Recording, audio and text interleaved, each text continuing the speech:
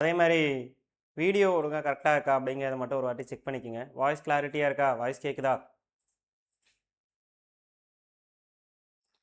Voice கிளியராக இருக்காம்மா? Good மார்னிங்மா. Good morning. வாய்ஸ் கிளாரிட்டியாக இருக்குல்ல? ஓகே. ஸோ இப்போ நம்ம வந்து தமிழ்நாடு அட்மினிஸ்ட்ரேஷன், அதாவது யூனிட் 5, அதில் உங்களுக்கு எக்கனாமிக்ஸோடு சேர்ந்து தமிழ்நாடு அட்மினிஸ்ட்ரேஷன் அப்படிங்கிற ஒரு டாபிக் வந்து இருக்குது. ஸோ அந்த டாப்பிக்கில் நம்ம என்ன பண்ணியிருக்கோம் அப்படின்னு சொல்லி கேட்டிங்கன்னா, அரசாணை அப்படின்னு சொல்லிட்டு ஒரு புதிய கிராஸ் கோர்ஸ் வந்து நம்ம அட்மினிஸ்ட்ரேஷனுக்காக நம்ம ஸ்டார்ட் பண்ணியிருக்கோம். ஆல்ரெடி பார்த்தீங்க அப்படின்னா எக்கனாமிக்ஸுக்காக பட்ஜெட் அப்படிங்கிற பேட்ச் வந்து போயிட்டுருக்கு. அதே மாதிரி நம்ம வந்து அட்மினிஸ்ட்ரேஷனுக்காக நம்ம என்ன பண்ண போகிறோம் அப்படின்னு சொல்லி கேட்டிங்கன்னா, உனக்கு இந்த அரசாணை அப்படிங்கிற பேட்சை வந்து நம்ம ஸ்டார்ட் பண்ணியிருக்கோம். ஸோ ரொம்ப முக்கியம், இந்த அரசாணை பேட்சோட ஸ்பெஷாலிட்டி என்ன அப்படின்னு சொல்லி பார்த்தீங்கன்னா, உங்களுக்கு நல்லாவே தெரியும், குரூப் 1 பொறுத்த வரைக்கும் எக்கனாமிக்ஸ் அட்மினிஸ்ட்ரேஷனில் வந்து மொத்தமாக 50 கேள்விகள் இருக்குது. இந்த 50 கேள்விகளில் வந்து பார்த்தீங்க அப்படின்னா ஈச் 25ன்னு கேட்டால் கூட, இல்லை 30-20ன்னு கேட்டால் கூட உங்களுக்கு முக்கியமான சாப்டராக என்ன மாறிடுச்சு அப்படின்னா எக்கனாமிக்ஸும் அட்மினிஸ்ட்ரேஷனும் மாறிடுச்சு. ஸோ அப்படிப்பட்ட 2 பாடங்களில் வந்து நம்ம என்ன பண்ணுறோம் அப்படின்னா கிராஸ் கோர்சஸ் வந்து நம்ம ஸ்டார்ட் பண்ணியிருக்கோம். அந்த வகையில் ஸோ அட்மினிஸ்ட்ரேஷனில் வந்து பார்த்தீங்க அப்படின்னா அரசாணை அப்படின்னு சொல்லிட்டு புதிய பேட்ச் வந்து நம்ம ஸ்டார்ட் பண்ணுறோம். அந்த அரசாணை பேட்சில் வந்து பார்த்தீங்க அப்படின்னா குறிப்பாக எத்தனை கிளாஸஸ் இருக்குது அப்படின்னா 20 கிளாஸஸ் வந்து நமக்கு வந்து இருக்குமா. ஸோ ஆல்ரெடி நம்ம இதை வந்து போன கிளாஸ்லேயே நம்ம சொன்னது தான். ஸோ அரசாணை பேட்சில் எத்தனை கிளாஸஸ் இருக்குது அப்படின்னா 20 கிளாஸஸ் வந்து இருக்குது. அது மட்டும் இல்லாமல் பார்த்தீங்க அப்படின்னா 10க்கு மேற்பட்ட தேர்வுகள் வந்து இருக்குது. 10க்கு மேற்பட்ட தேர்வுகள் இருக்குது. கிட்டத்தட்ட பார்த்தீங்க அப்படின்னா 3 மாதங்களுக்கு இந்த ஒரு பர்டிகுலர் தேர்வு வந்து நம்ம இந்த ஒரு பர்டிகுலர் பேட்சை வந்து நம்ம கொண்டு போக போகிறோம். ஸோ இந்த பேட்சுக்கான ஷெடியூல் அப்படிங்கிறது போன கிளாஸ் வந்து நம்ம ரிலீஸ் பண்ணியிருந்தோம். ஸோ பேட்சஸ் வந்து பார்த்தீங்க அப்படின்னா ஆல்ரெடி 12 அன்னைக்கு நம்ம இன்ட்ரோ கிளாஸ் கொடுத்தோம். சிலபஸ் எப்படி படிக்கணும், சரியா? அன்னைக்கு நம்ம கிளாஸில் என்ன பார்த்தோம் அப்படின்னா சிலபஸ் என்ன படிக்கணும் அப்படிங்கிறத நம்ம பார்த்துக்கணும். ஸோ இன்றைக்கி கிளாஸில் நம்ம என்ன பண்ண போகிறோம் அப்படின்னா ஃபஸ்ட்டு டாபிக் ஆரம்பிக்க போகிறோம். ஸோ அந்த டாபிக் ஆரம்பிக்கிறதுக்கு முன்னாடி இந்த பேட்ச் வந்து என்றைக்கு நமக்கு அட்மிஷன் க்ளோஸ் ஆகுது அப்படின்னா ஜூன் 30ஆம் தேதி வந்து நமக்கு அட்மிஷன் வந்து க்ளோஸ் ஆகுதுமா. ஜூன் 30 வந்து அட்மிஷன் வந்து க்ளோஸ் ஆகுது. ஸோ கிளாஸஸ்க்கான ஷெடியூல் வந்து பார்த்தீங்கன்னா ஒரு வாரத்துக்கு 3 கிளாஸஸ் அப்படின்னு சொல்லிட்டு 10 to 12. ஸோ இந்த டைமுக்குள்ளே நம்ம என்ன பண்ண போகிறோம் அப்படின்னா மார்னிங் செஷனில் இந்த கிளாஸஸ் வந்து நம்ம எடுக்க போகிறோம். ஸோ ரொம்ப முக்கியம், கிளாஸஸ் வந்து ஜூம் மீட்டு இல்லை கூகுள் மீட்டிங் இந்த மாதிரியான இதில் ஆப் மூலமாக தான் நம்ம என்ன பண்ண போகிறோம் அப்படின்னா கண்டக்ட் பண்ண போகிறோம். Online and live classes and recorded classes வந்து நம்ம ப்ரொவைட் பண்ண போகிறோம். ஸோ இன்றைக்கி கிளாஸ் வந்து லைவ் கிளாஸ் தான். ஸோ அந்த வகையில் அரசாணை பேட்சோட ஃபீஸ் வந்து பார்த்தீங்க அப்படின்னா நியூ ஸ்டூடெண்ட்டாக இருந்தாங்க அப்படின்னா அவங்களுக்கு 900 ரூபாயும், ஓல்டு ஸ்டூடெண்ட்டாக இருந்தாங்க அப்படின்னா அவங்களுக்கு 700 ரூபாயும் ஃபீஸாக இதுக்கு வந்து நம்ம ஃபிக்ஸ் பண்ணியிருக்கோம். சரி, இதுதான் இந்த அரசாணை பேட்சோட சிறப்பம்சம் அப்படிங்கிறது. ஸோ ஆல்ரெடி இந்த பேட்சை பற்றி நம்ம ஆல்ரெடி இன்ட்ரோ கொடுத்துட்டோம். ஸோ டேரெக்டாக நம்ம என்ன பண்ணுவோம் அப்படின்னா கிளாஸஸ்குள்ளே உள்ளே போயிடலாம். ஸோ இன்றைக்கி கிளாஸில் நம்ம என்ன பார்க்க போகிறோம் அப்படின்னா முதல்ல போன கிளாஸ் என்ன பார்த்தோம் அப்படிங்கிறத நம்ம சொல்லிடுவோம். ஸோ போன 12ஆம் தேதி கிளாஸில் 12/6/2026 கிளாஸில் நம்ம என்ன பார்த்தோம் அப்படின்னு சொல்லி கேட்டிங்க அப்படின்னா ஃபஸ்ட்டு வந்து சிலபஸ் எக்ஸ்பிளனேஷன் வந்து நம்ம கொடுத்துடணும். சரியா? முதல்ல நம்ம என்ன கொடுத்தோம் அப்படின்னா சிலபஸ் எக்ஸ்பிளனேஷன் வந்து நம்ம கொடுத்துடணும். ரெண்டாவது வந்து நம்ம பார்த்தீங்க அப்படின்னா மெயினாக என்ன கொடுத்தோம் அப்படின்னா வேர் டு ஸ்டடி, எங்கெங்கெல்லாம் படிக்கலாம் அப்படிங்கிறத பற்றி நம்ம டீட்டெயிலாக கொடுத்தாச்சு. சரியா? வேர் டு ஸ்டடி வந்து நம்ம எங்கெங்கெல்லாம் கொடுக்கலாம் அப்படிங்கிறத நம்ம டீட்டெயிலாக பார்த்துக்கணும். இதை தாண்டி வேறு என்ன பார்த்தோம் அப்படின்னு சொல்லி கேட்டிங்கன்னா மெயினாக ஸோ இதில் பாலிசி நோட் அப்படின்னா என்ன, சரியா? இந்த பாலிசி நோட் வந்து எந்த அளவுக்கு இம்பார்ட்டன்ட், அதில் வந்து கேட்ட பிஒய்க்யூலாம் என்னென்ன அப்படிங்கிற டிஸ்கஸ் பண்ணிடணும். போன வீடியோவில் நம்ம ஃபுல்லாகவே என்ன பார்த்தோம் அப்படின்னா பாலிசி நோட்னா என்ன, அந்த பாலிசி நோட் வந்து எப்படி என்னென்ன டிபார்ட்மெண்ட் படிக்கணும், முக்கியமான டிபார்ட்மெண்ட்லாம் என்னென்ன அப்படிங்கிற டேட்டா கொடுத்தேன்னு. அதே மாதிரி பார்த்தீங்க அப்படின்னா அந்த பர்டிகுலர் கிளாஸில் வந்து நம்ம வந்து ஒரு 3 கேள்விகள் வந்து பாலிசி நோட்டில் இருந்து, அதுவும் அந்த பாலிசி நோட்டில் என்ன பாலிசி நோட்டை எடுத்தோம் அப்படின்னா சோசியல் வெல்ஃபேர் அப்படிங்கிற பாலிசி நோட்டில் இருந்து நம்ம என்ன பண்ணோம் அப்படின்னா அவங்களுக்கான கேள்விகளை வந்து எப்படி கேட்குறாங்க அப்படிங்கிறத பற்றி நம்ம ஒரு 3 கேள்விகளை வச்சு நம்ம போன கிளாஸ் வந்து ஃபுல்லாகவே எக்ஸ்ப்ளனேஷன் கொடுத்துடணும். ஸோ அந்த கிளாஸ் இவ்வளோ தான் நமக்கு போச்சு. சரியா? ஸோ அதில் நான் பார்த்த மாதிரி சிலபஸ்க்கு நமக்கு என்ன தேவை அப்படின்னா முதல்ல மெயினாக வேர் டு ஸ்டடியில் சிலபஸ்க்கு நமக்கு என்ன தேவை அப்படின்னா மெயினாக வந்து நமக்கு வந்து ஸ்கூல் புக் நமக்கு தேவை. சரியா? ஸ்கூல் புக் வந்து நமக்கு கட்டாயமாக தேவை இந்த ஒரு அட்மினிஸ்ட்ரேஷன் டாப்பிக்கை படிக்கிறதுக்கு. ரெண்டாவதா ரொம்ப முக்கியமான ஒன்று அப்படின்னு சொல்லி கேட்டிங்கன்னா கவர்மெண்ட்டோட முக்கியமான பாலிசி நோட்டு, அப்புறம் ரிப்போர்ட்ஸ், அஃபிஷியல் டேட்டாவில் வந்து கொடுக்கக்கூடிய ரிப்போர்ட்ஸு, அதேமாதிரி கரண்ட் அப்டேட்டு சரியா, கரண்ட் அப்டேட்டை யூஸ் பண்ணுறது. ஸோ தேர்ட் வந்து நமக்கு பார்த்தீங்க அப்படின்னா பிஒய்க்யூ சரியா. இந்த பாடத்தை நீ படிக்கிறதுக்கு மெயினாக உனக்கு பெரிய ஐடியா வரணும் அப்படின்னா எந்த ஒரு பாடமுமே, இந்த பாடம் மட்டும் இல்லை, எந்த ஒரு டிஎன்பிஎஸ்சியில் எந்த ஒரு பாடமாக இருந்தாலும் அதில் முக்கியமான ஐடியாஸ் கொடுக்குறது எதுதான் அப்படின்னா பிஒய்க்யூ தான். அப்போ பிஒய்க்யூவோட இம்பார்ட்டன்ட் என்ன அப்படிங்கிறத வந்து நம்ம போன கிளாஸ் வந்து நம்ம டிஸ்கஸ் பண்ணியிருந்தோம். ஸோ அதுக்கு அடுத்து 4வதா டெஸ்ட் ப்ராக்டிஸ். ஸோ இது ரொம்ப முக்கியம், டெஸ்ட் ப்ராக்டிஸ் வந்து ரொம்ப முக்கியம். ஸோ இதெல்லாம் இருந்தால் ஆல்ரெடி நம்ம ஈஸியாக நம்ம என்ன பண்ணிடுவோம் அப்படின்னா இந்த ஒரு பர்டிகுலர் டாப்பிக்கை வந்து நம்ம ஈஸியாக ஃபில் பண்ணிடலாம் அப்படிங்கிறத நம்ம போன கிளாஸ் டிஸ்கஸ் பண்ணியிருந்தோம். மொத்தமாக வந்து பார்த்தீங்கன்னா 20 கிளாஸு, 20க்கும் மேற்பட்ட வகுப்புகள் அப்படின்னு சொல்லிட்டு ஷெடியூல் நம்ம ரிலீஸ் பண்ணியிருந்தோம். இதில் 20 கிளாஸஸில் வந்து பார்த்தீங்க அப்படின்னா நம்ம எப்படி பிளான் பண்ணியிருக்கோம் அப்படின்னா முதல்ல ஃபஸ்ட்டு டாப்பிக்கை வந்து நம்ம என்ன பண்ண போகிறோம் அப்படின்னா இப்போ ஹெச்டின்னு ஒரு டாபிக் இருக்குன்னு வச்சுக்கோங்க. அந்த டாப்பிக்கை நம்ம ஸ்ப்ளிட் பண்ணி நம்ம டீட்டெயிலாக நம்ம என்ன பண்ண போகிறோம் அப்படின்னா இந்த பேட்சஸ்லாம் நம்ம கொடுக்குறோம் அப்படிங்கிறத பற்றி நம்ம சொல்லியிருந்தோம். இதுதான் லாஸ்ட் கிளாஸில் நம்ம ஓவராலாக டிஸ்கஸ் பண்ணி முடித்த ஒன்று சரியா. லாஸ்ட் கிளாஸில் ஓவராலாக டிஸ்கஸ் பண்ணி முடித்த ஒரு தகவல் அப்படிங்கிறத நம்ம பார்த்துருக்கோம். ஸோ இன்றைக்கி நம்ம என்ன பார்க்க போகிறோம் அப்படின்னு சொல்லி கேட்டிங்க அப்படின்னா சரியா, இன்றைக்கி நம்ம என்ன பார்க்க போகிறோம் அப்படின்னா தமிழ்நாடு அட்மினிஸ்ட்ரேஷன். ஸோ ஜஸ்ட் ஒரு இன்ட்ரோ, ஸோ ஒரு அவுட்லைன் சரியா. தமிழ்நாடு அட்மினிஸ்ட்ரேஷனோட ஜஸ்ட் ஒரு இன்ட்ரோ, ஒரு அவுட்லைன் தான் நம்ம பார்க்க போகிறோம். ஸோ தமிழ்நாடு அப்படிங்கிற ஒரு ஸ்டேட் வந்து எப்படிப்பட்ட ஒரு ஸ்டேட் சார் அப்படின்னு சொல்லி கேட்டிங்க அப்படின்னா தமிழ்நாடோட ஏரியா அப்படின்னு சொல்லி பார்த்தீங்க அப்படின்னா 1,30,058 ஸ்கொயர் கிலோமீட்டர் அளவுக்கு தமிழ்நாட்டுடைய ஏரியா வந்து இருக்குமா சரியா. அதாவது தமிழ்நாடு வந்து பார்த்தீங்க அப்படின்னு சொல்லி கேட்டிங்கன்னா பரப்பளவு அடிப்படையில் நம்ம எத்தனாவது பரப்பளவு அடிப்படையில் நம்ம பார்த்தீங்க அப்படின்னு சொல்லி கேட்டிங்க அப்படின்னா 1,30,058 சதுர கிலோமீட்டர் அளவுக்கு நம்மளுடைய பரப்பளவு இருக்குது. பரப்பளவு அடிப்படையில் நம்ம 10வது பெரிய மாநிலமாக இருக்கும். ஸோ 10th பிக்கஸ்ட் ஸ்டேட்டாக நம்ம வந்து இருக்கோம். ஸோ இதுவே பாப்புலேஷன் அப்படின்னு சொல்லி பார்த்தீங்க அப்படின்னா அதாவது தமிழ்நாட்டுடைய மக்கள் தொகை அப்படின்னு சொல்லி பார்க்கும்போது பார்த்தீங்க அப்படின்னா மெயினாக நாம் வந்து எப்படி சார் இருக்கும் அப்படின்னு சொல்லி பார்த்தீங்கன்னா ஃபஸ்ட்டு வந்து 7.21 கோடி அப்படிங்கிற அளவில் இருக்குமா. தமிழ்நாட்டுடைய மக்கள் தொகை எவ்வளோ இருக்குது அப்படின்னா 7.21 கோடி அப்படிங்கிற அளவில் இருக்குது. அதாவது பாப்புலேஷன் வைஸ் பார்த்தீங்க அப்படின்னா கிட்டத்தட்ட 6வது இடத்துல இருக்கும் சரியா. 6% பாப்புலேஷனோட நம்ம எத்தனாவது இடத்துல இருக்கோம் அப்படின்னா 6வது இடத்துல நம்ம வந்து தமிழ்நாடு வந்து இருக்குது அப்படிங்கிறத நம்ம பார்க்குறோம். ஸோ அது மட்டும் இல்லாமல் பார்த்தீங்க அப்படின்னா பாப்புலேஷன் டென்சிட்டி அப்படின்னு சொல்லும்போது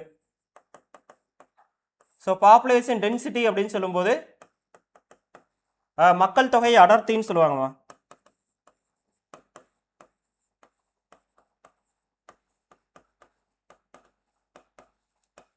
மக்கள் தொகை அடர்த்தி அப்படின்னு சொல்லுவாங்க. ஸோ இந்த மக்கள் தொகை அடர்த்தியை பார்க்கும்போது நமக்கு எவ்வளோ இருக்குது அப்படின்னா 0.555 அப்படிங்கிற அளவுக்கு மக்கள் தொகை அடர்த்தி எவ்வளோ இருக்குது அப்படின்னா 555 அப்படிங்கிற அளவில் இருக்குது பர் ஸ்கொயர் கிலோமீட்டர் சரியா. ஸ்கொயர் கிலோமீட்டர் அளவுக்கு நமக்கு வந்து மக்கள் தொகை அடர்த்தி வந்து இருக்குது அப்படிங்கிறத பார்க்குறோம். மக்கள் தொகை அடர்த்தியை பொறுத்த வரைக்கும் நம்ம வந்து 12வது பெரிய மாநிலமாக இருக்கும். மக்கள் தொகை அடர்த்தியை பொறுத்த வரைக்கும் நம்ம எப்படி இருக்கோம் அப்படின்னா 12வது பெரிய மாநிலமாக இருக்கும். ஸோ இப்படிப்பட்ட ஒரு ஸ்டேட், இப்படி ஒரு ஸ்டேட்டுக்கு நமக்கு என்னென்ன சிறப்புகள் தான் சார் அட்மினிஸ்ட்ரேஷனில் இருக்குது அப்படின்னா அட்மினிஸ்ட்ரேஷனில் நிறைய சிறப்புகள் வந்து தமிழ்நாட்டுக்கு இருக்குமா சரியா. என்னென்ன சிறப்புகள் இருக்குது அப்படின்னு சொல்லி பார்த்துருவோமா. ஸோ நம்ம தமிழ்நாட்டை என்ன சொல்லுவோம் அப்படின்னா தமிழ்நாடு அட்மினிஸ்ட்ரேஷனோட இம்பார்ட்டன்ஸ் சிறப்புகள் அப்படின்னு நம்ம எடுத்துக்கிட்டோம்னு வச்சுக்கோங்க. நம்ம முதல்ல என்னவா இருக்கும் அப்படின்னு சொல்லி பாருங்கள் தமிழ்நாடு அட்மினிஸ்ட்ரேஷன். ஸோ அவங்களோட சிறப்புகள்னு நம்ம சொல்லும்போது பார்த்தீங்க அப்படின்னா ஃபஸ்ட்டு நம்ம பாருங்கள் ரொம்ப முக்கியமான ஒன்று, பல அச்சீவ்மெண்ட் வந்து நம்மக்கிட்ட இருக்குது. ஸோ அதில் ஃபஸ்ட்டு வந்து பார்த்தீங்க அப்படின்னா இந்த தமிழ்நாடு வந்து பார்த்தீங்க அப்படின்னா வறுமை ஒழிப்பில் சிறந்து விளங்கக்கூடிய ஒரு மாநிலமாக இருக்கும். ஸோ வறுமை ஒழிப்பில் சிறந்து விளங்கக்கூடிய ஒரு மாநிலமாக இருக்கும். அதே மாதிரி சமூக நீதியின் தாயகம் அப்படின்னு சொல்லுவாங்க.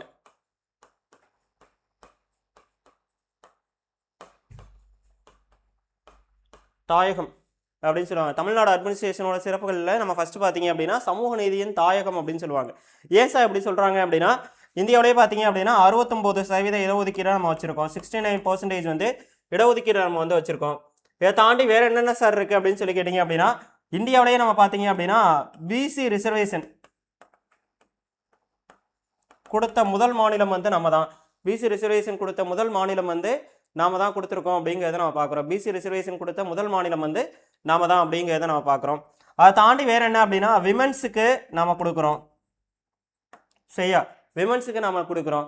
அதே மாதிரி பார்த்தீங்க அப்படின்னா மெயினாக நம்ம பார்த்தீங்க அப்படின்னா எக்கச்சக்க வேர்ட் ரிஃபார்ம்ஸ் நம்ம போன கிளாஸில் டிஸ்கஸ் பண்ண மாதிரி கைம்பெண், சரியா, கைம்பெண். அதுக்கு அடுத்து வந்து பார்த்தீங்க அப்படின்னா செகண்ட் வந்து மாற்று திறனாளி. உடல் வார்த்தையால் கூட ஒருத்தனை வந்து காயப்படுத்தக்கூடாது அப்படிங்கிறதுக்காக நம்ம என்ன பண்ணுறோம் அப்படின்னா அவங்களுக்கு வந்து வேர்டில் ரிஃபார்ம்ஸ் ஏற்படுத்தி நம்ம கொடுக்குறோம். அதில் தான் கைம்பெண்ணை மாறினது. விதவை அப்படிங்கிற ஒரு சொல்ல வந்து கைம்பெண் அப்படின்னு மாற்றினதாக இருக்கட்டும். அதேமாதிரி மாற்று திறனாளிகள், ஊனமுற்றோர் அப்படிங்கிற வார்த்தையை மாற்று திறனாளிகள் அப்படின்னு சொல்லி மாற்றினதாக இருக்கட்டும். அதே மாதிரி தூய்மை பணியாளர், எவ்வளோ பெரிய வார்த்தை இது, தூய்மை பணியாளர் அப்படின்னு மாற்றினதாக இருக்கட்டும். அப்புறம் திருநங்கை, திருநம்பி, திருநங்கை, திருநம்பி அப்படின்னு மாற்றினதாக இருக்கட்டும். இந்த மாதிரி நிறைய ரிஃபார்ம்ஸை நம்ம என்ன பண்ணிட்டு இருக்கோம் அப்படின்னா எடுத்து கொடுத்துட்டு இருக்கோம். ரிஃபார்ம்ஸ் வார்த்தையால் மட்டும் நம்ம கொடுக்கல, அதை வந்து செயல்பாடாகவும் நம்ம கொடுத்துருக்கோம். ஸோ இப்போ நம்ம எக்ஸாம்பிளாக பார்த்தீங்க அப்படின்னா திருநங்கைகளுக்கெல்லாம் பார்த்தீங்கன்னா எக்கச்சக்க திட்டங்கள் நம்ம கொடுத்துட்ருக்கோம். திருநங்கைகளுக்கெல்லாம் நம்ம பார்த்தீங்க அப்படின்னா எக்கச்சக்க திட்டங்கள். திருநங்கைகளுக்கு வந்து பார்த்தீங்கன்னா நமக்கு எக்ஸாம்பிளாக வந்து பார்த்தீங்கன்னா 40 வயதுக்கு மேலே உள்ள திருநங்கைகள் யாராக இருந்தாலும் 40 வயதுக்கு மேலே உள்ள திருநங்கைகளுக்கு 1500 ரூபா நம்ம என்ன கொடுத்துட்ருக்கோம் அப்படின்னு சொல்லி கேட்டிங்கன்னா உதவித்தொகை கொடுத்துட்ருக்கோம். சரியா, 40 வயதுக்கு மேலே உள்ள திருநங்கைகளுக்கு 1500 ரூபா வந்து நம்ம உதவித்தொகையை கொடுத்துட்ருக்கோம் அப்படிங்கிறத பார்க்குறோம். அதுக்கு அடுத்து வந்து பார்த்தீங்க அப்படின்னா திருநங்கைகளுக்கான கல்வி கனவு திட்டம் அப்படின்னு சொல்லிட்டு ஒரு திட்டம் இருக்கு. திருநங்கையருக்கான கல்வி கனவு திட்டம் அப்படின்னு சொல்லிட்டு ஒரு திட்டம் ஒன்று இருக்கு. கல்வி கனவு திட்டம்னா என்ன சார் அப்படின்னு சொல்லி கேட்டிங்கன்னா நம்ம தமிழ்நாட்டில் பள்ளி படிப்பை முடித்த திருநங்கைகள் இருக்காங்க இல்லையா, அவங்களுக்கு அவங்க யூஜி படித்தாலும் சரி, யூஜி, பிஜி இல்லை பிஹெச்டி என்ன படித்தாலும், உயர்கல்வி என்ன படித்தாலும் சரி, அவங்களுக்கு டிப்ளமோ படித்தாலும் சரி, டிப்ளமோ இந்த மாதிரி என்ன படித்தாலும் சரி, ஸோ அவங்களுக்கான உயர்கல்விக்கான செலவு, சரியா, நல்லா ஞாபகம் வச்சுக்க. உயர்கல்விக்கான இந்த டியூஷன் ஃபீஸு, அப்புறம் ஹாஸ்டல் டியூஷன் ஃபீஸு, ஹாஸ்டலுக்கான ஃபீஸு, ஹாஸ்டல் ஃபீஸு, அதுக்கப்புறம் வந்து பார்த்தீங்க அப்படின்னா அவங்களுக்கான ஃபுட் அண்ட் அக்கமடேஷன் எல்லாமே யாரே கொடுத்துட்றாங்க அப்படின்னா கவர்மெண்ட்டே கொடுத்துட்றாங்க. ஸோ இந்த திட்டத்தின் அடிப்படையில் லாஸ்ட் இயரில் ஒருத்தவங்க வந்து பிஹெச்டி வாங்கினாங்கம்மா, ஞாபகம் இருக்கா? இந்த திட்டம் அடிப்படையில் லாஸ்ட் இயரில் வந்து ஒரு திருநங்கை வந்து பிஹெச்டி வாங்கி சென்னை லயோலா காலேஜில் வந்து ப்ரொஃபஸராக ஜாயின் பண்ணாங்க. யாரும் தெரியுமாம்மா? யாராவது தெரிஞ்சால் கமெண்ட் பண்ணு. ஸோ இந்த திட்டம் அடிப்படையில் லாஸ்ட் இயரில் வந்து பார்த்தீங்கன்னா முன்னாள் சிஎம் கூட அதை வந்து ட்விட்டரில் போட்டிருந்தாரு. அப்போ திருநங்கைகளுக்கான ஒரு பெரிய பூஸ்டப்பாக நம்ம என்ன பண்ணிகிட்டு இருக்கோம் அப்படின்னா நிறைய திட்டங்கள் வந்து நம்ம கொடுத்துட்ருக்கோம் அப்படிங்கிறத பார்க்குறோம். ஸோ யாராவது சொல்லி பார்க்கலாம், அந்த கல்வி கனவு அப்படிங்கிற திட்டம் அடிப்படையில் எந்த ஒரு திருநங்கை வந்து இதில் வந்து அதாவது சென்னை லயோலா காலேஜில் வந்து ப்ரொஃபஸராக ஜாயின் பண்ணாங்க அப்படிங்கிறத மட்டும் சொல்லி பார்க்கலாம்.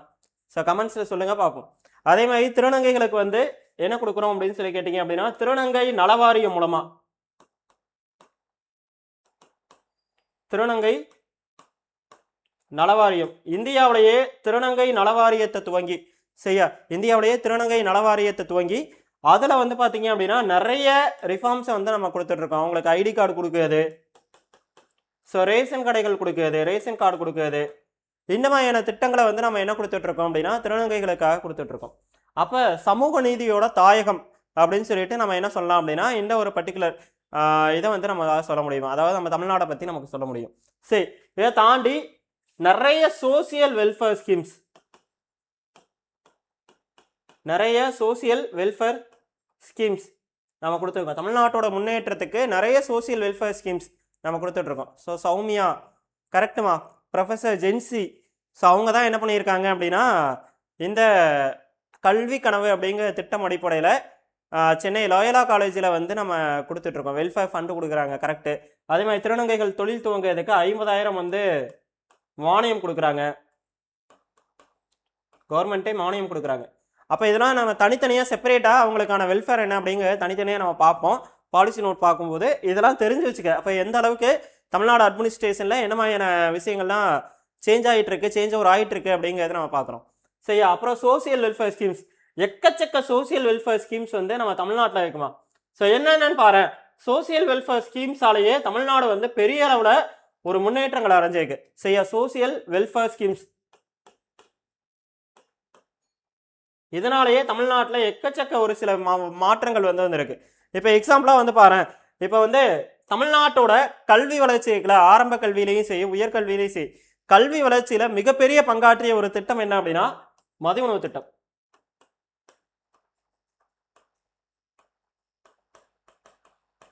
தமிழ்நாட்டோட கல்வி வளர்ச்சியில மிகப்பெரிய பங்காற்றிய ஒரு திட்டம் என்ன அப்படின்னா மதிய உணவு திட்டம் அப்படிங்கிற திட்டம். இந்த திட்டம் வந்து பார்த்தீங்க அப்படின்னா பெரிய அளவில் தமிழ்நாட்டை வந்து கல்வி வளர்ச்சியில் ஒரு பெரிய பூஸ்டப் பண்ண ஒரு திட்டம் தான் என்ன அப்படின்னா இந்த மதிய உணவு திட்டம். இது இன்னைக்கு எங்கே வந்து நிற்கிது பார்த்தீங்க, 1920களில் நம்ம நீதி கட்சி வந்து என்ன பண்ணுறாங்க அப்படின்னா 1000 விளக்கு பகுதியில் தேர்வு செய்யப்பட்ட ஒரு பள்ளிகளில் மட்டும் மதிய உணவு திட்டத்தை ஆரம்பிக்கிறாங்க. இப்போ அந்த மதிய உணவு திட்டம் இருக்குல்ல, ஸோ இந்த மதிய உணவு திட்டம் வந்து பார்த்தீங்க அப்படின்னா ஸ்டார்ட் பண்ணியிருக்காங்க. இப்படிப்பட்ட மதிய உணவு திட்டம் இருக்குல்ல, இது வந்து எங்கே போயிருக்கு அப்படின்னா 1955-56 கல்வியாண்டில் எட்டயபுரம் பகுதியில் உங்களுக்கு என்ன இருக்குது அப்படின்னு சொல்லி கேட்டிங்க அப்படின்னா காமராஜர் அவர்களால் விரிவுபடுத்தப்பட்டிருக்கு அப்படின்னு தொடங்கி வைக்கப்பட்டிருக்கு அப்படிங்கிற பார்க்குறோம். சரியா, இதை தான் 1982 ஜூலை மாதம் 1ஆம் தேதி சரியா முன்னாள் முதலமைச்சரான எம்ஜிஆர் அவர்கள் என்னவா மாற்றுவாரு அப்படின்னா சத்துணவு திட்டமாக மாற்றுவாருமா. முன்னாள் முதலமைச்சர் எம்ஜிஆர் அவர்களால் என்ன பண்ணப்பட்டிருக்கும் அப்படின்னா சத்துணவு திட்டமாக மாற்றப்பட்டிருக்கும். ஸோ இந்த அளவுக்கு கல்வி வளர்ச்சி இது இப்போ வந்து எங்கே வந்து நிற்கிது பார்த்தியா, 2022 காலை உணவு திட்டமாக வந்து நிற்கிது. ஸோ இந்த திட்டங்கள்னால என்னென்ன இம்பார்ட்டன்ஸாக வந்திருக்கு அப்படின்னு சொல்லி கேட்டிங்கன்னா ஃபஸ்ட்டு ஸ்கூலில் அட்மிஷன்.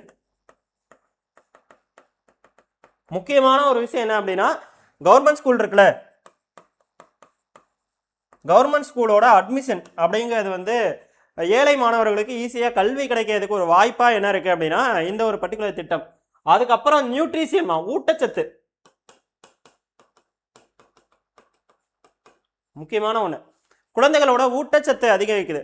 ஒரு குழந்தையோட ஊட்டச்சத்து அதிகரிச்சிச்சு அப்படின்னா அவங்களுக்கு என்னென்ன பெனிஃபிட்லாம் இருக்குன்னு அவங்களோட உடல் நலம் நல்லா இருக்கும். சரியா, உடல் நலம் நல்லா இருக்கும் அப்படிங்கிறத நம்ம பார்க்குறோம். ஸோ கரெக்டுமா, முன்னாள் முதலமைச்சர் காலை உணவு திட்டத்தை வந்து எப்போ துவங்கி வச்சாங்க அப்படின்னா மதுரையில் செப்டம்பர் 15ஆம் தேதி நமக்கு தொடங்கி வைக்கிறாங்க 2022. ஸோ கரெக்டு தான்.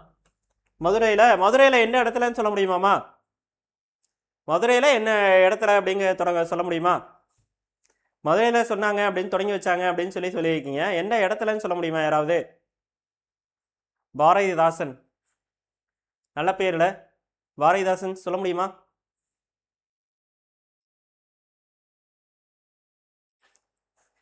ஊட்டச்சத்து அதிகரிக்குது, அதே மாதிரி அவங்களுடைய கல்வி திறன் அதிகரிக்குது. முக்கியமான ஒன்று காலை உணவு மதிய உணவு.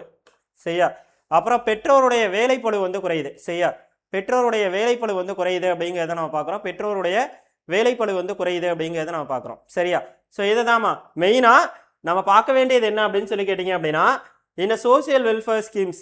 ஸோ இந்த சோசியல் வெல்ஃபேர் ஸ்கீம்ஸில் இது மட்டும்தான் இருக்கா அப்படின்னு சொல்லி கேட்டிங்கன்னா அடுத்து பெண்களுக்கான திட்டங்கள் நிறைய நம்ம கொடுத்துட்ருக்கோம். சோசியல் வெல்ஃபேர் ஸ்கீம்ஸில் பெண்களுக்கான திட்டங்களை நம்ம நிறைய கொடுத்துட்ருக்கோம். அரசு பணிகளில் 30% இடஒதுக்கீடாக கொடுத்ததாகட்டும், அரசு பணிகளில் 30% வந்து ரிசர்வேஷன் கொடுத்ததாக மாறட்டும். அதுக்கு அடுத்து வந்து பார்த்தீங்க அப்படின்னா அவங்களுக்கு வந்து மெயினாக ஒரு சில இதெல்லாம் கொடுத்துருப்பாங்க. என்ன அப்படின்னா பெண்களுக்கு புதுமை பெண், சுய உதவிக்குழு,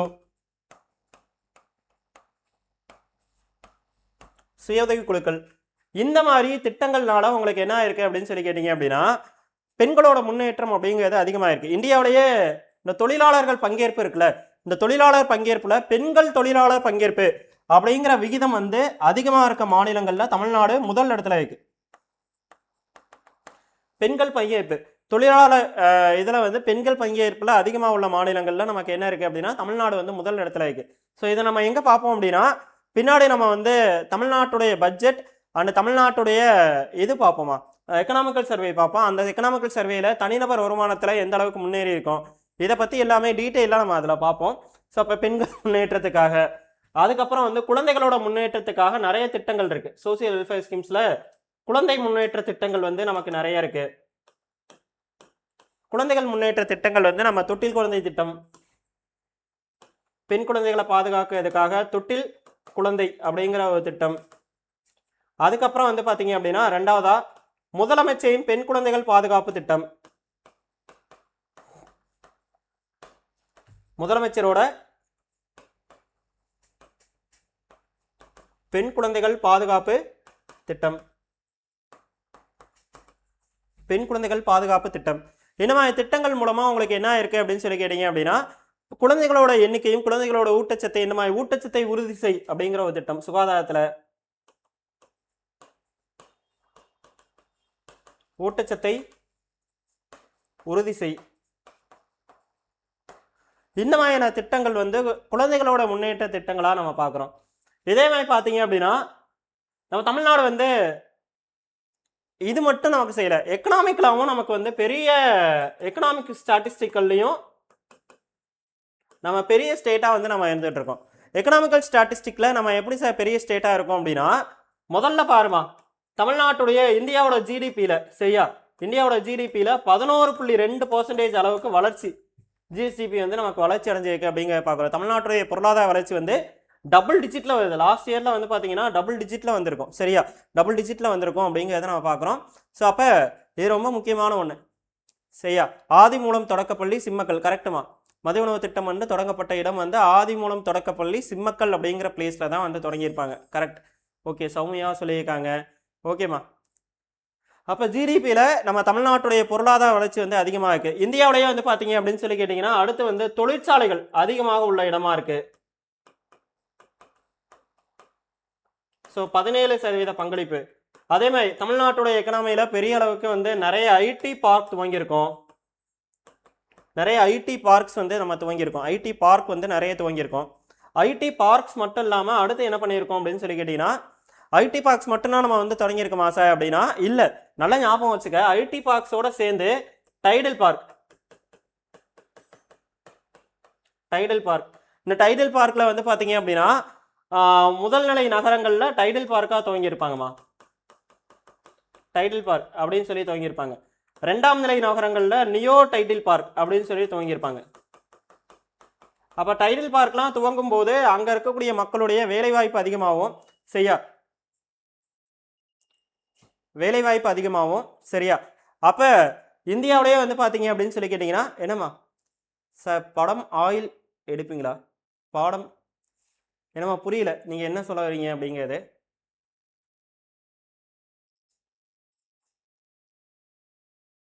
ஓகே, தமிழ்நாட்டுடைய மதிப்பிடப்பட்டுள்ளது அது கரெக்டுமா. இது வந்து வளர்ச்சி, அதோட எக்கனாமிக்கல் க்ரோத், ஜிஎஸ்டிபியோட எக்கனாமிக்கல் க்ரோத் லாஸ்ட் இயரில் வந்து எக்கனாமிக்கல் சர்வே அடிப்படையில் 11.2 அப்படிங்கிற அளவில் இருந்துச்சு அப்படிங்கிறத நம்ம பார்க்குறோம் சரியா. ஸோ இது வந்து டைடல் பார்க்கை பற்றி நம்ம பார்க்குற ஒரு விஷயம் சரிமா.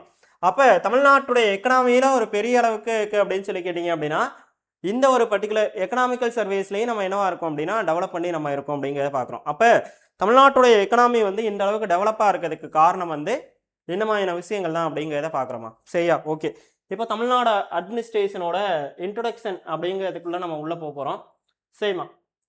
தமிழ்நாடு அட்மினிஸ்ட்ரேஷனோட இன்ட்ரொடக்ஷன் அப்படிங்கிறதுக்குள்ளே உள்ளே போக போகிறோம். அப்படியே இந்த பிடிஎஃப் பாரு. இந்த தமிழ்நாடு அப்படிங்கிற ஸ்டேட் இருக்குல்ல, இந்த தமிழ்நாடு ஸ்டேட் அட்மினிஸ்ட்ரேஷனில் நம்ம வந்து என்ன பண்ணுறோம் அப்படின்னு சொல்லி கேட்டிங்கன்னா ஒரு அட்மினிஸ்ட்ரேட்டிவ் ஸ்ட்ரக்சர் வந்து டிவிஷன்ஸ் வந்து நம்ம பிரிச்சிருக்கோம்.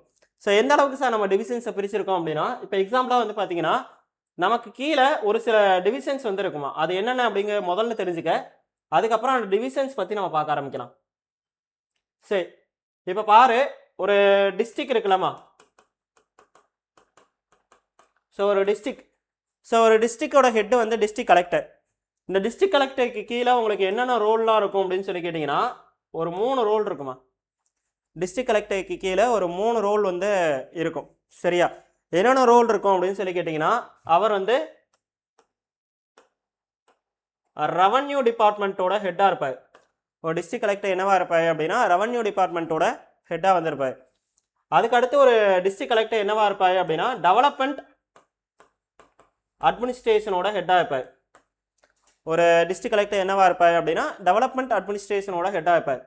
அதே ஒரு டிஸ்ட்ரிக்ட் கலெக்டர் என்னவா இருப்பார் அப்படின்னு சொல்லி கேட்டிங்கன்னா லோக்கல் பாடி இதில் வந்து லோக்கல் பாடிஸில் ஹெட்டாக இருப்பார், லோக்கல் அட்மினிஸ்ட்ரேஷனோட ஹெட்டாக இருப்பார். ஸோ இதுதான் வந்து ஒரு டிஸ்ட்ரிக்ட் கலெக்டரோட ரோலில் மெயினான ஒரு 3 ரோல். ஸோ அப்படிப்பட்ட நம்ம தமிழ்நாடு அட்மினிஸ்ட்ரேஷனை நம்ம என்னென்ன வகையில் பிரிச்சிருக்கோம் அப்படின்னா, நிர்வாக பிரிவுகளாக நம்ம ரெவன்யூ டிபார்ட்மெண்ட் அடிப்படையில் பிரிச்சிருக்கோம் அப்படின்னா, நல்லா ஞாபகம் வச்சுக்கோமா. இதில் எத்தனை மாவட்டங்கள்மா இருக்குது அப்படின்னா, தமிழ்நாடை பொறுத்த வரைக்கும் நமக்கு எத்தனை மாவட்டங்கள் இருக்குது அப்படின்னா 38 மாவட்டங்கள் இருக்குது. தமிழ்நாட்டை பொறுத்த வரைக்கும் எத்தனை மாவட்டங்கள் இருக்குது அப்படின்னா 38 மாவட்டங்கள் வந்து தமிழ்நாட்டுக்குள்ளே இருக்குது அப்படிங்கிறத பார்க்குறோம். அதாவது டிஸ்ட்ரிக்ட் எத்தனை இருக்குது அப்படின்னா 38 இருக்குமா. ஸோ இதை தாண்டி வருவாய் கோட்டங்கள் எத்தனை இருக்குது அப்படின்னு சொல்லி கேட்டிங்கன்னா, ரெவன்யூ டிவிஷன்ஸ் எத்தனை சார் இருக்குது அப்படின்னு சொல்லி கேட்டிங்கன்னா 94 இருக்குது. ரெவன்யூ டிவிஷன்ஸ் எத்தனை இருக்குது அப்படின்னா 94 ரெவன்யூ டிவிஷன்ஸ் வந்து நம்மக்கிட்ட இருக்குது அப்படிங்கிறத நம்ம பார்க்குறோம்.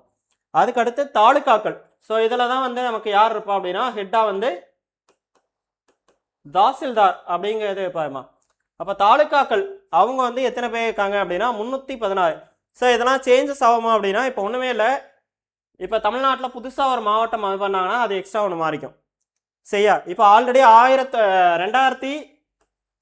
2018-19 வரைக்குமே உங்களுக்கு எத்தனை மாவட்டங்கள் தான் இருந்துச்சு அப்படின்னா 32 மாவட்டங்கள் தான் 2018க்கு முன்னாடி. ஆனால் இந்த 2018-19 உங்களுக்கு 6 மாவட்டங்கள் எக்ஸ்ட்ரா உருவாக்கி 38 மாவட்டங்களாக நம்ம கொண்டு வந்தோம். அப்போ மாவட்டங்கள் அதிகரிக்கும் போது கட்டாயமாக உங்களுக்கு என்ன ஆகும் அப்படின்னு சொல்லி கேட்டிங்கன்னா, அட்மினிஸ்ட்ரேஷனோட இந்த பிரிவுகளும் ஸ்ட்ரக்சர்ஸும் நமக்கு வந்து என்ன ஆகும் அப்படின்னா டிவிஷன்ஸும் மாறும் அப்படிங்கிறத நம்ம பார்க்குறோம். ஸோ அந்த வகையில் தாசில்தார் அப்படிங்கிறத நம்ம பார்க்குறோம். அதுக்கு அடுத்து வந்து தாசில்தாருக்கு கீழே ஃபிர்கா அப்படிங்கிற அமைப்பு இருக்குமா.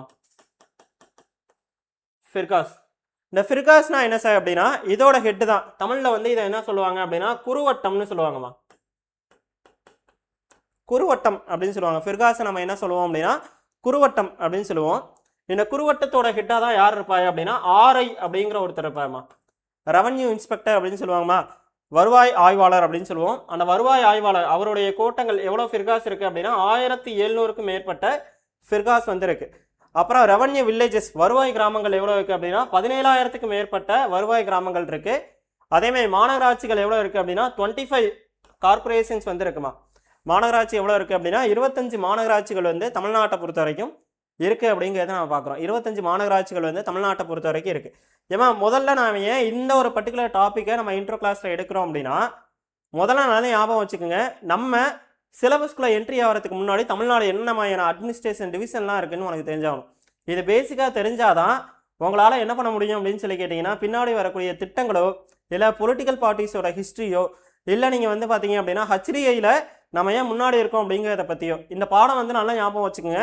அட்மினிஸ்ட்ரேஷன் அப்படிங்கிற ஒரு தமிழ்நாடு அட்மினிஸ்ட்ரேஷன் அப்படிங்கிற ஒரு பாடம் வந்து எடுத்தோன்னே நீங்கள் வந்து டைரெக்டாக டேட்டா அடிப்படையில் கேட்குற ஒரு பாடமே கிடையாது. ஸோ இதில் வந்து என்னென்னவா இருக்கும் அப்படின்னா டேட்டா அடிப்படையிலையும் உங்களுக்கு பாடம் இருக்கும். அதே நேரத்தில் கான்செப்ட் ஓரியன்டாகவும் நிறைய கேள்விகள் வந்து கேட்பாங்க. சரியா? இப்போ ஒரு கூற்று காரணம் கேள்வி வந்து ப்ரீவியஸ் இயரில் கேட்டிருந்தாங்க. என்ன கேள்வி கேட்டிருந்தாங்க அப்படின்னு சொல்லி கேட்டிங்கன்னா, ஒரு ப்ரீவியஸ் இயரில் வந்து ஒரு இம்பார்ட்டண்டான ஒரு கேள்வி கேட்டிருந்தாங்கம்மா. என்ன கேள்வி அப்படிங்கிறத கவனி. ஃபஸ்ட்டு கூற்று 1 என்ன கேட்டிருந்தாங்க அப்படின்னா, தமிழ்நாடு பள்ளிக்கல்வி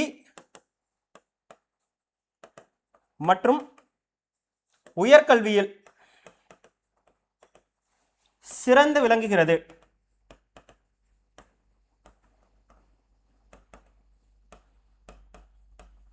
தமிழ்நாடு பள்ளிக்கல்வி மற்றும் உயர்கல்வியில் சிறந்து விளங்குகிறது. இது கூற்று. ஸோ இதுக்கான காரணம் என்ன அப்படின்னா, இதுக்கு முக்கிய காரணமாக தமிழ்நாடு அரசு வழங்கக்கூடிய மதிய உணவு திட்டம். சரியா? மதிய உணவு திட்டம், அதே மாதிரி இலவச பாட புத்தகம், அப்புறம் இலவச சீருடை. இந்த திட்டங்கள்னால தமிழ்நாடு மிகப்பெரிய கல்வி வளர்ச்சி அடைஞ்சுள்ளது அப்படிங்கிறத நம்ம கேட்டிருந்தோம். ரெண்டுமே சரிதான். ஏன்னா இந்த திட்டங்கள்லாம் நம்ம கொடுக்க போய் தான் நம்ம கல்வி வளர்ச்சியில் ஓரளவுக்கு முன்னேறிய ஒரு மாநிலமாக இருந்துகிட்டு இருக்கோம். அப்போ பேசிக்காக தமிழ்நாடு இன்ட்ரோவை பற்றின ஒரு இன்ட்ரொடக்ஷன் இருந்தால் மட்டும்தான் உன்னால் என்ன பண்ண முடியும் அப்படின்னு சொல்லி கேட்டிங்கன்னா அட்மினிஸ்ட்ரேஷன் பாடத்தை படிக்க முடியும். ஸோ அதுக்காக தான் இந்த பேட்சில் நம்ம டிஃப்ரெண்ட்டாக நார்மலாக எடுக்கக்கூடிய கிளாஸஸை விட இதில் கொஞ்சம் நம்ம என்ன பண்ணுறோம் அப்படின்னா டிஃப்ரெண்ட்டாக நம்ம கிளாஸஸ் வந்து எடுத்துகிட்டு இருக்கோம். அதுக்கு காரணம் என்னென்னா அட்மினிஸ்ட்ரேஷனோட ஸ்ட்ரக்சர் தெரிஞ்சாகணும் அப்படிங்கிறதுக்காக இந்த ஒரு பர்டிகுலர் டாப்பிக்கே இப்படி நம்ம எடுக்கிறோம். சரி, இப்போ இந்த பிடிஎஃப் பாருங்கள். அப்போ வருவாய் கிராமங்கள் 17,000க்கு மேலே இருக்குது, 17,000க்கு மேலே இருக்குது. அப்புறம் கார்பரேஷன் எவ்வளோ இருக்குது அப்படின்னா 25 கார்பரேஷன் இருக்குது. சென்னையில் துவங்கி இன்னைக்கு எத்தனை கார்பரேஷன் இருக்குது அப்படின்னா 25 கார்பரேஷன் இருக்குது. நகராட்சிகள் வந்து பார்த்தீங்கன்னா 148 அப்படிங்கிற அளவில் இருக்குது. நகராட்சி வந்து பார்த்தீங்கன்னா 148 அப்படிங்கிற அளவில் இருக்குது. ஊராட்சி ஒன்றியங்கள் பஞ்சாயத்து யூனியன்னு சொல்லுவாங்கள்ல, பஞ்சாயத்து யூனியன் வந்து பார்த்தீங்க அப்படின்னா 385 இருக்குமா. பஞ்சாயத்து யூனியன் எவ்வளோ இருக்குது அப்படின்னா 385 அப்படிங்கிற அளவில் இருக்குது. டவுன் பஞ்சாயத்து எவ்வளோ இருக்குது அப்படின்னா 488. ஸோ அதாவது பேரூராட்சிகள் அப்படின்னு சொல்லுவாங்களே, பேரூராட்சிகள் வந்து எவ்வளோ இருக்குது அப்படின்னா 488. கிராம ஊராட்சிகள் வந்து 12,000. சரியா, கிராம ஊராட்சிகள் வந்து எவ்வளோ இருக்குது அப்படின்னா 12,000. மக்களவை தொகுதிகள் லோக்சபா கான்ஸ்டியூன்சி 39. சரியா, நம்ம ரிசர்வேஷனில் பார்ப்போம். இதில் 39 தொகுதிகளில் 7 தொகுதிகள் எஸ்சிக்காக ஒதுக்கப்பட்டிருக்கும். சரியா, ரிசர்வ்டு தொகுதிகள் அப்படிங்கிறத பார்க்குறோம். அதே மாதிரி சட்டமன்ற தொகுதிகளில் 234. சரியா, இதில் வந்து 44 தொகுதிகள் எஸ்சிக்காகவும் 2 தொகுதிகள் எஸ்டிக்காகவும் ஒதுக்கி மொத்தம் 46 தொகுதிகள் நம்ம என்ன பண்ணுறோம் அப்படின்னா எஸ்சி அண்ட் எஸ்டிக்காக ஒதுக்கியிருக்கோம். எங்கே அப்படின்னா தமிழ்நாடு சட்டமன்ற தொகுதிகளை பொறுத்த வரைக்கும் நம்ம வந்து பிரித்த ஒரு விஷயமா நம்ம பார்க்குறோம். சரியா, அப்போ நல்லா ஞாபகம் வச்சுக்கோமா, தமிழ்நாட்டில் இதில் ஒரு சில விஷயங்கள் இருக்குது. என்ன அப்படின்னா தமிழ்நாட்டுக்கு பொறுத்த வரைக்கும் என்ன அப்படின்னா சார் நம்மளுடைய மாநில மொழி என்ன அப்படின்னு பார்க்கும்போது நமக்கு அலுவலக மொழியாக தமிழ் அப்படிங்கிறதா இருக்குது. ஸோ 1956 அலுவலக மொழி சட்டம், அலுவலக மொழி சட்டம், அலுவலக மொழி சட்டம் அடிப்படையில் உங்களுக்கு என்ன இருக்குது அப்படின்னா தமிழ்நாடு அப்படிங்கிற ஒரு தமிழ்நாடு அலுவலக மொழி சட்டம் அப்படின்னு சொல்லிட்டு ஒரு சட்டம் அடிப்படையில் தமிழ்நாட்டில் தமிழ் மொழி வந்து அலுவலக மொழியாக இருக்குது அப்படிங்கிறத பார்க்குறோம். ஸோ இதில் தமிழ்நாடு அரசுடைய எம்பளம் அப்படின்னு சொல்லி பார்க்கும்போது ஸ்ரீவில்லிபுத்தூரில் இருக்கக்கூடிய ஆண்டாள் கோயில் கோபுரம் ஸோ நமக்கு எம்பளமாக இருக்குது அப்படிங்கிறத நம்ம பார்க்குறோம் அஃபிஷியல் டேட்டா அடிப்படையில். ஸோ 1949 பிஎஸ் குமாரசாமி ராஜா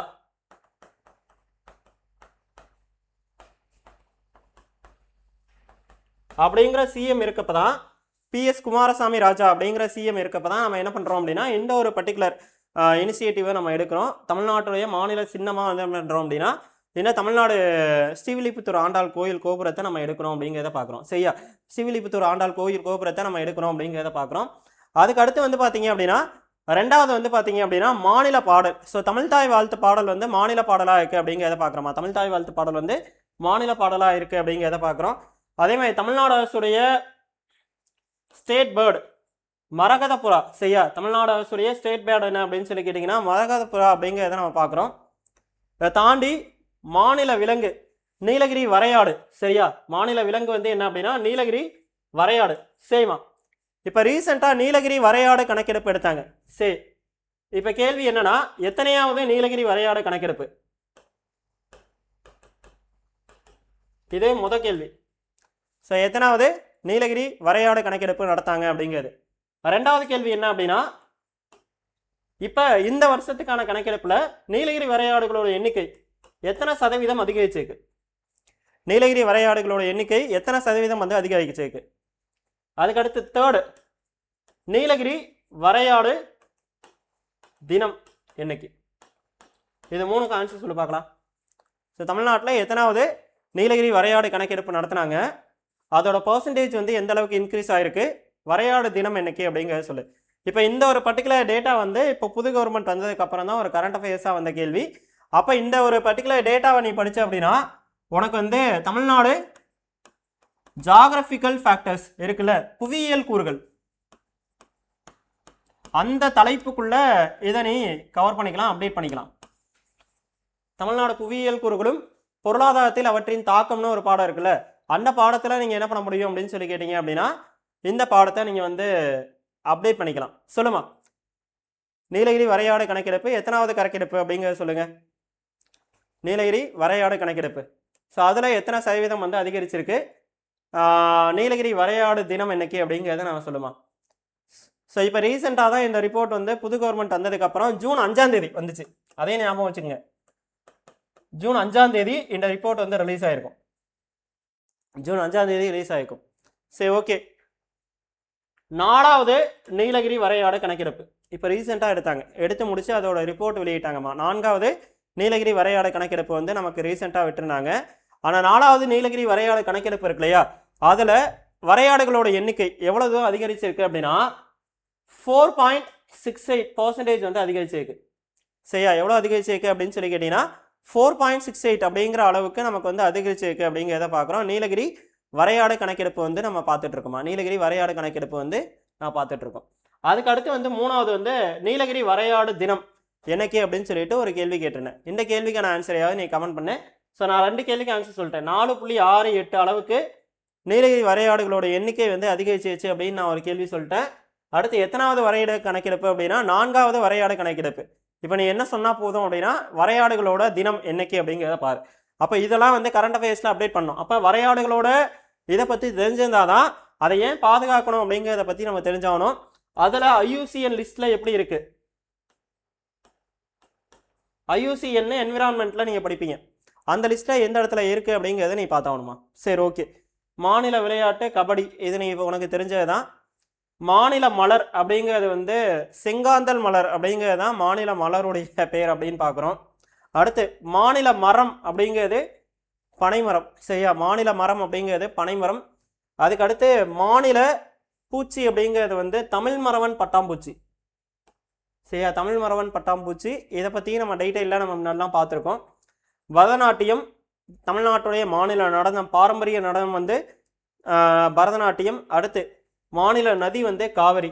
சரியா, இதெல்லாம் தமிழ்நாட்டுடைய சின்னங்கள் அப்படின்னு நம்ம பார்க்கக்கூடிய ஒன்று, தமிழ்நாட்டுடைய சின்னங்கள் அப்படின்னு சொல்லிட்டு பார்க்கக்கூடிய ஒன்று. ஸோ அப்போ தமிழ்நாடு இருந்தால் இந்த அளவுக்கு நமக்கு முன்னேறி இருக்குது அப்படின்னா இந்த சின்னங்களையும் நம்ம வந்து எக்ஸ்ட்ரா நமக்கு அப்டேட் பண்ணி ஆகணும் அப்படிங்கிறத பார்க்குறோமா. சரி, ஓகே. அப்போ நல்லா ஞாபகம் வச்சுக்க, தமிழ்நாடு அரசுடைய அட்மினிஸ்ட்ரேஷன் ஹிஸ்ட்ரியில் அட்மினிஸ்ட்ரேஷனில் என்னென்ன சிறப்புகள் இருக்குது அப்படிங்கிறத நம்ம பார்த்துக்கணும். அந்த வகையில் தமிழ்நாடு அட்மினிஸ்ட்ரேஷனோட மிக முக்கியமான ஒரு இடம் என்ன அப்படின்னா தமிழ்நாடு தலைமைச் செயலகம். சரியா, தமிழ்நாடு தலைமைச் செயலகம். ஸோ இந்த தலைமைச் செயலகத்தோட ஹிஸ்ட்ரி எப்படி ஆரம்பிக்குது அப்படிங்கிறத பார்த்துருவோமா. தமிழ்நாடு தலைமைச் செயலகத்தோட வரலாறு எப்படி ஆரம்பிக்குது அப்படிங்கிறத பார்த்துருவோம். ஸோ தமிழ்நாடு தலைமைச் செயலகம் வந்து பார்த்தீங்க அப்படின்னா எப்போலேருந்து நம்ம ஸ்டார்ட் பண்ணால் கரெக்டாக இருக்கும், 1670 ஸ்டார்ட் பண்ணால் கரெக்டாக இருக்கும். 1670 தமிழ்நாடு தலைமைச் செயலகத்தை நம்ம வந்து ஸ்டார்ட் பண்ணால் கரெக்டாக இருக்கும் அப்படிங்கிறத நம்ம பார்க்குறோம். ஸோ October 7 பரவாயில்லம்மா, இவ்வளோ பேர் வந்து கமெண்ட் பண்ணியிருக்கீங்க. ஓகே ஓகே ஓகே, சரி, ஓகே. ஸோ 1970 அப்போ நம்ம என்ன பண்ணியிருக்கோம் அப்படின்னு சொல்லி கேட்டிங்க அப்படின்னா இந்த தலைமைச் செயலகத்தில் பொதுத்துறை அப்படின்னு சொல்லிட்டு ஒரு துறை ஆரம்பிச்சிருக்காங்கம்மா. பப்ளிக் டிபார்ட்மெண்ட் அப்படின்னு சொல்லுவாங்க.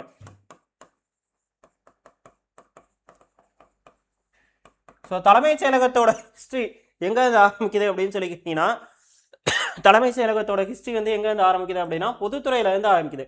பப்ளிக் டிபார்ட்மெண்ட் அப்படிங்கிற ஒரு டிபார்ட்மெண்ட் நம்ம தமிழ்நாட்டில் துவங்குறதுலேருந்து ஆரம்பிக்குது அப்படிங்கிறத பார்க்குறோம். ஸோ இதுக்கப்புறம் 1752 சரியா, 1752 ஆர்மிக்கான டிபார்ட்மெண்ட்டை ஏற்படுத்தியிருக்காங்கம்மா.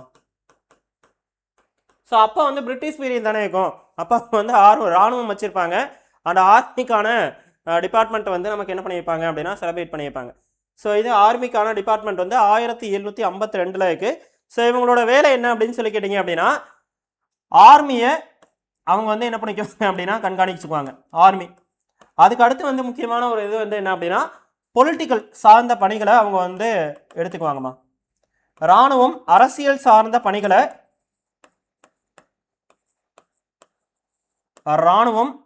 மற்றும் அரசியல் சார்ந்த பணிகளை யார் எடுத்துக்குவாங்க அப்படின்னு சொல்லி கேட்டிங்க அப்படின்னா இந்த ஆர்மி டிபார்ட்மெண்ட் வந்து எடுத்துக்கிறாங்க அப்படின்னு பார்க்குறோம். ஆர்மி டிபார்ட்மெண்ட் வந்து எடுத்துக்கிறாங்க அப்படின்னு சொல்லி பார்க்குறோம்.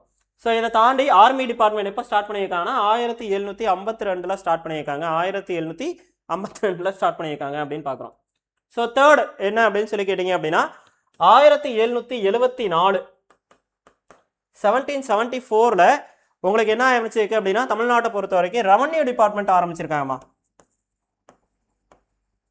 ஸோ ரெவன்யூ டிபார்ட்மெண்ட் அப்படிங்கிற ஒன்று ஆரம்பிக்கிறாங்க. ஸோ இது மூலயமா தான் டிஸ்ட்ரிக்ட் கலெக்டர் அப்படிங்கிற பதவியெல்லாம் 1773 டிஸ்ட்ரிக்ட் கலெக்டர் பதவியை உருவாக்கப்பட்டிருக்கும் அப்படிங்கிறத நம்ம படிச்சு வைப்போம். வாரன் ஹேஸ்டிங்ஸ் 1773 வாரன் ஹேஸ்டிங்ஸ் வந்து இந்த ரெவன்யூ டிபார்ட்மெண்ட்டை ஏற்படுத்தி அதுக்குள்ளே கொடுப்பாரு. இதன் மூலமாக இவங்களோட ரோல் என்ன சார், கலெக்ட் பண்ணுற. அப்போ எதுக்காக அப்படின்னா டாக்ஸ் கலெக்ஷனுக்காக மட்டும்தான் இதை வந்து ஸ்டார்ட் பண்ணுறாங்க. டாக்ஸ் கலெக்ஷனுக்காக மட்டும்தான் அவங்க என்ன பண்ணுறாங்க அப்படின்னா ரெவன்யூ டிபார்ட்மெண்ட் வந்து துவங்கி அந்த ரெவன்யூ மூலமாக நிறைய டாக்ஸஸ் வந்து கலெக்ட் பண்ண ஆரம்பிக்கிறாங்க. இது 1774 ரெவன்யூ டிபார்ட்மெண்ட் வந்து ஸ்டார்ட் பண்ண ஒன்று. சரி, இதுக்கப்புறம் என்ன சார் நடக்குது அப்படின்னா 1786 ஒரு 4 போர்டு உருவாக்குறாங்கம்மா. போர்டு சரியா, அது என்னென்ன 4 போர்டு சார் அப்படின்னா board of revenue, board of revenue அப்படிங்கிற டிபார்ட்மெண்ட்டை வந்து என்ன பண்ணுறாங்க அப்படின்னா ஸ்டார்ட் பண்ணியிருக்காங்க. சரியா, போர்ட் ஆஃப் ரெவன்யூ அப்படிங்கிற டிபார்ட்மெண்ட்டை ஸ்டார்ட் பண்ணியிருக்காங்க. அடுத்து வந்து board of trade and board of military, board of trade ஒன்று. ஸோ ட்ரேடிங்கை கண்காணிச்சுக்கிறதுக்காக ஒரு அமைப்பு. சரியா, ட்ரேடிங்கை கண்காணிச்சுக்கிறதுக்காக ஒரு அமைப்பு ஒன்று ஸ்டார்ட் பண்ணிக்கிறாங்க.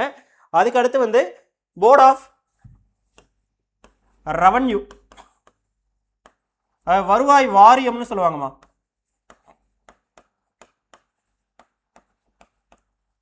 வருவாய் வாரியம் அப்படின்னு சொல்லிட்டு ஒரு வாரியம் ஒன்று, போர்ட் ஆஃப் ரெவன்யூ அப்படிங்கிற ஒன்று. அதுக்கடுத்து போர்ட் ஆஃப் ஹாஸ்பிட்டல் அப்படிங்கிற ஒரு போர்டு வந்து துவங்குறாங்க.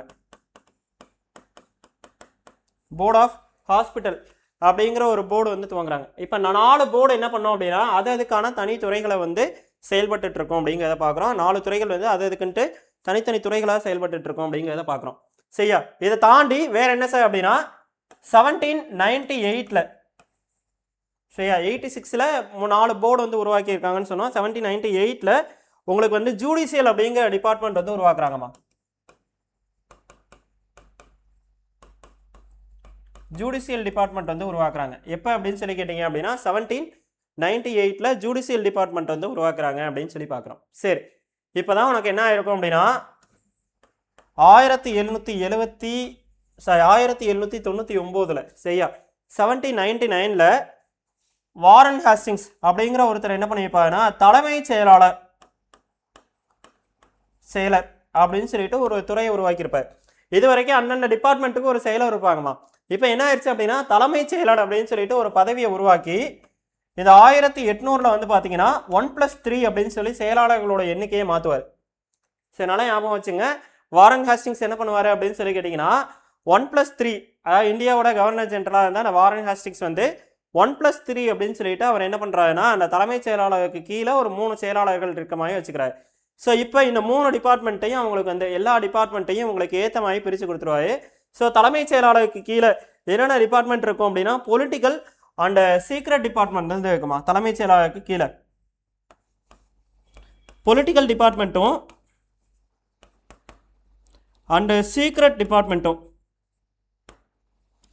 எங்கே இருக்கும் அப்படின்னு சொல்லி கேட்டிங்கன்னா இந்த தலைமைச் செயலாளருக்கு கீழே இருக்கும். மற்றபடி இராணுவம், ரெவன்யூ இந்த மாதிரி டிபார்ட்மெண்ட் எல்லாமே யாருக்கிட்ட இருக்கும் அப்படின்னா மற்ற நபர்கள்ட்ட நமக்கு வந்து பிரித்து கொடுப்பாங்க அப்படின்னு பார்க்குறோம். மற்ற நபர்கள்ட்ட பிரித்து கொடுப்பாங்க அப்படின்னு பார்க்குறோமா. இதுதான் வந்து அந்த டிபார்ட்மெண்ட் வந்து எப்பப்போ ஆரம்பித்தாங்க அப்படிங்கிறதுக்கான ஹிஸ்ட்ரி. எப்பப்போ இந்த டிபார்ட்மெண்ட்லாம் ஆரம்பித்தாங்க அப்படிங்கிறத பார்க்குறோம். அதுக்கடுத்து 1838 கடல்சார் துறை அப்படிங்கிற ஒரு டிபார்ட்மெண்ட்டும், ஏன்னா அவங்களுக்கு வணிகம் பண்ணுறதுக்கு கடல் மூலமாக வணிகம் பண்ணி ஆகணுமா, அப்போ கடல்சார் துறை அப்படின்னு சொல்லிட்டு ஒரு துறையை வந்து ஸ்டார்ட் பண்ணுறாங்க 1838. அதுக்கடுத்து வந்து பார்த்தீங்கன்னா 1843 பொதுப்பணித்துறை அப்படின்னு சொல்லிட்டு ஒரு துறைமா. 1843 பொதுப்பணித்துறை அப்படின்னு சொல்லிட்டு ஒரு துறையும், 1853 ரயில்வே துறையும் இவங்க என்ன பண்றாங்க அப்படின்னா துவங்குறாங்க.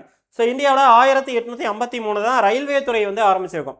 அப்போ அந்த ரயில்வே துறையும் அவங்க என்ன பண்றாங்க அப்படின்னா ஸ்டார்ட் பண்ணியிருக்காங்க அப்படின்னு பார்க்குறோமா. ரயில்வே துறையும் அவங்க வந்து ஸ்டார்ட் பண்ணியிருக்காங்க அப்படின்னு பார்க்குறோம். அப்போ தமிழ்நாடோட தலைமை செயலகத்தோட ஹிஸ்ட்ரியை பற்றியா எப்படி வந்துட்டு இருக்கு அப்படின்னு சொல்லிட்டு, அப்போ அதில் இருக்க டிபார்ட்மெண்ட்லாம் எப்பப்போ ஸ்டார்ட் பண்ணுறாங்க அப்படிங்கிறத வந்து நம்ம 1 by 1 நம்ம என்ன பண்ணிட்டு இருக்கோம் அப்படின்னா நம்ம ஸ்டார்ட் பண்ணிட்டு இருக்கோம். ஸோ அதுக்கப்புறம் வந்து பார்த்தீங்க அப்படின்னா நீதி கட்சி பீரியடில் 1926 ஸோ உங்களுக்கு வந்து இந்து சமய அறநிலையத்துறை அப்படின்னு சொல்லிட்டு ஒரு டிபார்ட்மெண்ட் ஆரம்பிச்சிருக்கோம்.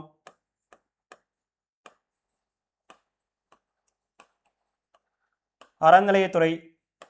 அதுக்கடுத்து வந்து பார்த்தீங்க அப்படின்னா 1946 உணவுத்துறை ஆரம்பிச்சிருப்பாங்க. சரியா, இதுவே 49 என்னவா மாறும் அப்படின்னா ஃபுட் அண்ட் அக்ரிகல்ச்சர் டிபார்ட்மெண்ட்டாக மாறும்.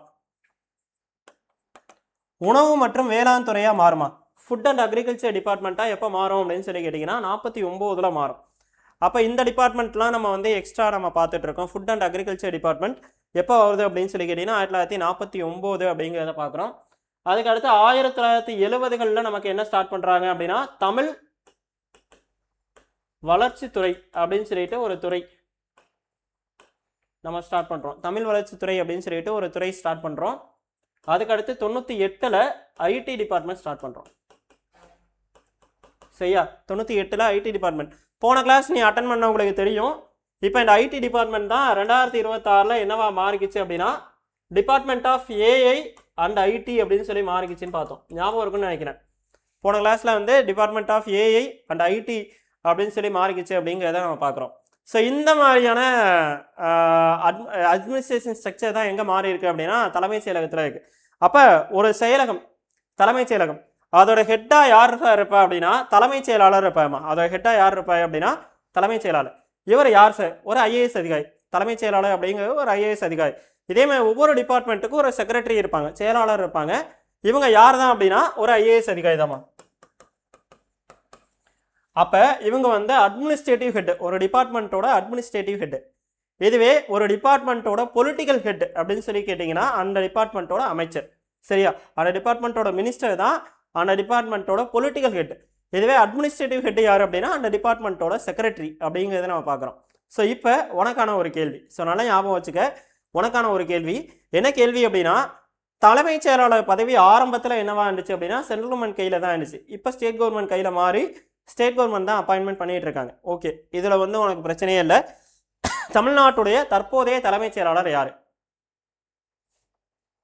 தமிழ்நாட்டுடைய தற்போதைய தலைமைச் செயலாளர் யாருமா? தமிழ்நாட்டுடைய தற்போதைய தலைமைச் செயலாளர் யார்? இப்போ தமிழ்நாட்டுடைய தற்போதைய தலைமைச் செயலாளர் இப்போ யாரா இருக்கா? யாராவது சொல்லு பார்க்கலாம். கரண்ட் தலைமைச் செயலாளர் யார்? இப்போ தான் எலெக்ஷன் கமிஷன் வந்து எலெக்ஷனில் மாற்றி முடித்தாங்க. எலெக்ஷன் நடக்கிறப்ப தான் மாற்றினாங்க. அது ஒரு பெரிய இஷ்யூவாகவே மாறுச்சு. ஸோ யாரும் சொல்ல முடியுமா? ஸோ நீலகிரி வரையாடு தினம் நான் கேட்டிருந்தா நிறைய பேர் கமெண்ட் பண்ணியிருக்கீங்க. அக்டோபர் 7 அப்படின்னு சொல்லிட்டு கமெண்ட் பண்ணியிருக்கீங்க.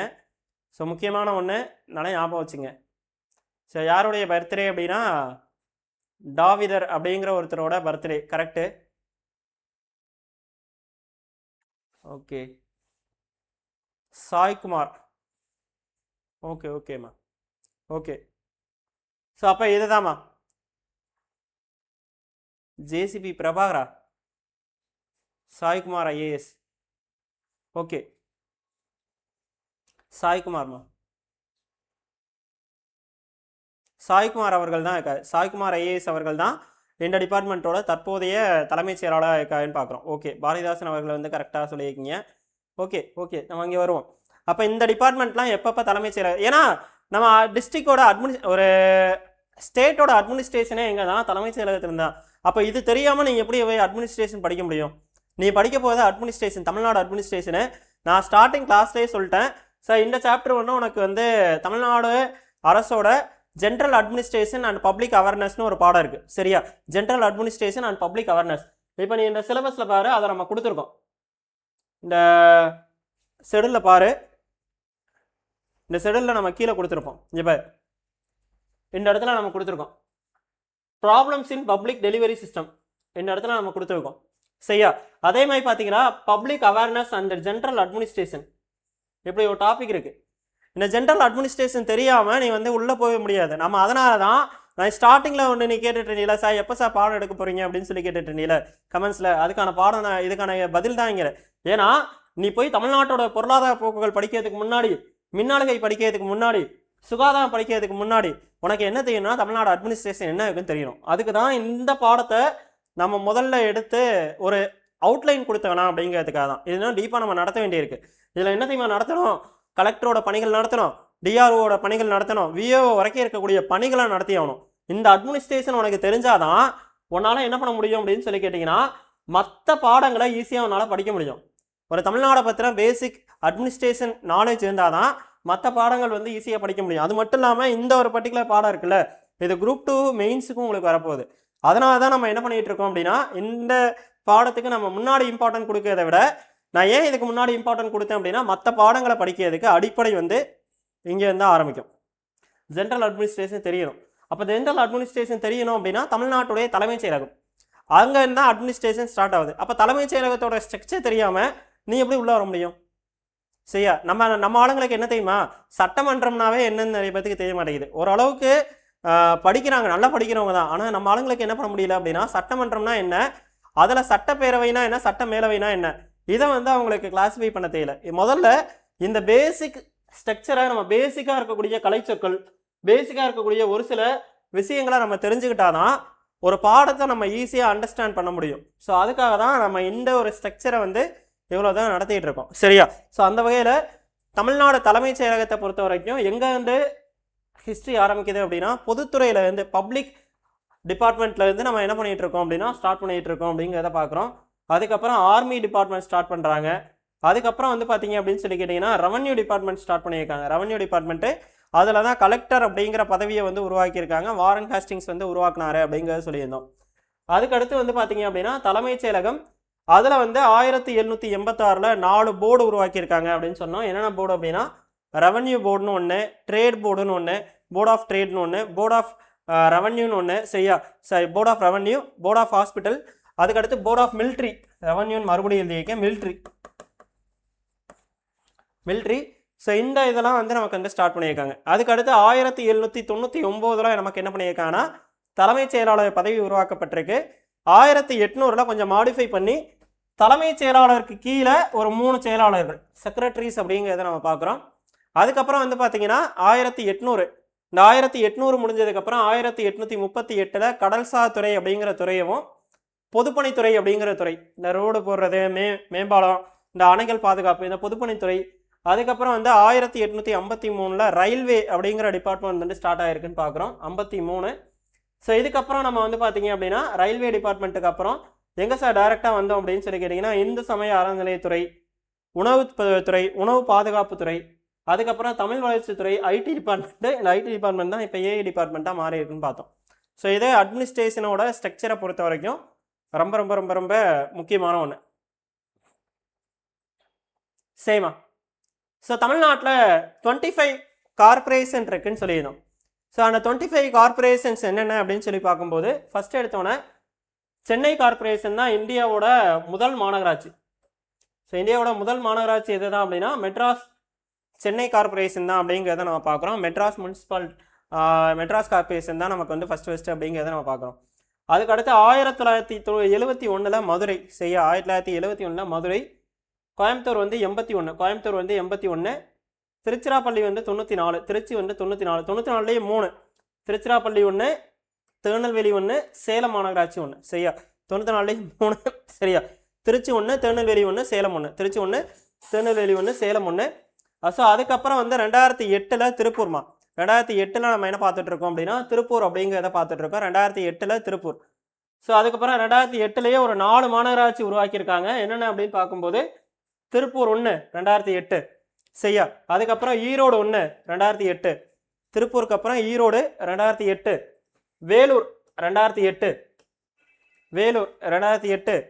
தூத்துக்குடி மாநகராட்சி வந்து 2008. ஸோ 2008லேயே ஒரு 4 மாநகராட்சி என்னென்னு பார்த்துக்க. திருப்பூர் 1, ஈரோடு 1, சரியா? அதுக்கப்புறம் வேலூர் 1, அதுக்கப்புறம் வந்து தூத்துக்குடி 1.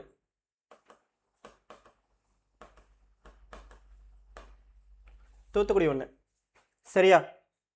தாண்டி தஞ்சாவூர் மாநகராட்சி வந்து 2014லையும், திண்டுக்கல் மாநகராட்சி வந்து 2014லையும் ஸ்டார்ட் பண்ணியிருக்காங்க. ஸோ அப்புறம் ஓசூர் வந்து 2019, நாகர்கோவில் வந்து 2019, 2, 3 ஆவடி, ஓசூர், சரியா? ஓசூர், நாகர்கோவில் அண்ட் ஆவடி, இது மூணுமே 2019, ஓசூர், நாகர்கோவில், ஆவடி. அடுத்து 2021 ஒரு 6 மாநகராட்சிமா. 2021 ஒரு 6 மாநகராட்சி, சரியா? என்னென்ன அப்படின்னு போய் பார்க்கும்போது ஃபஸ்ட்டு பாருங்கள், காஞ்சிபுரம் 1, சரியா? காஞ்சிபுரம் 1. அதுக்கடுத்து கரூர் 1, காஞ்சிபுரம், கரூர், கடலூர், சிவகாசி, சரியா?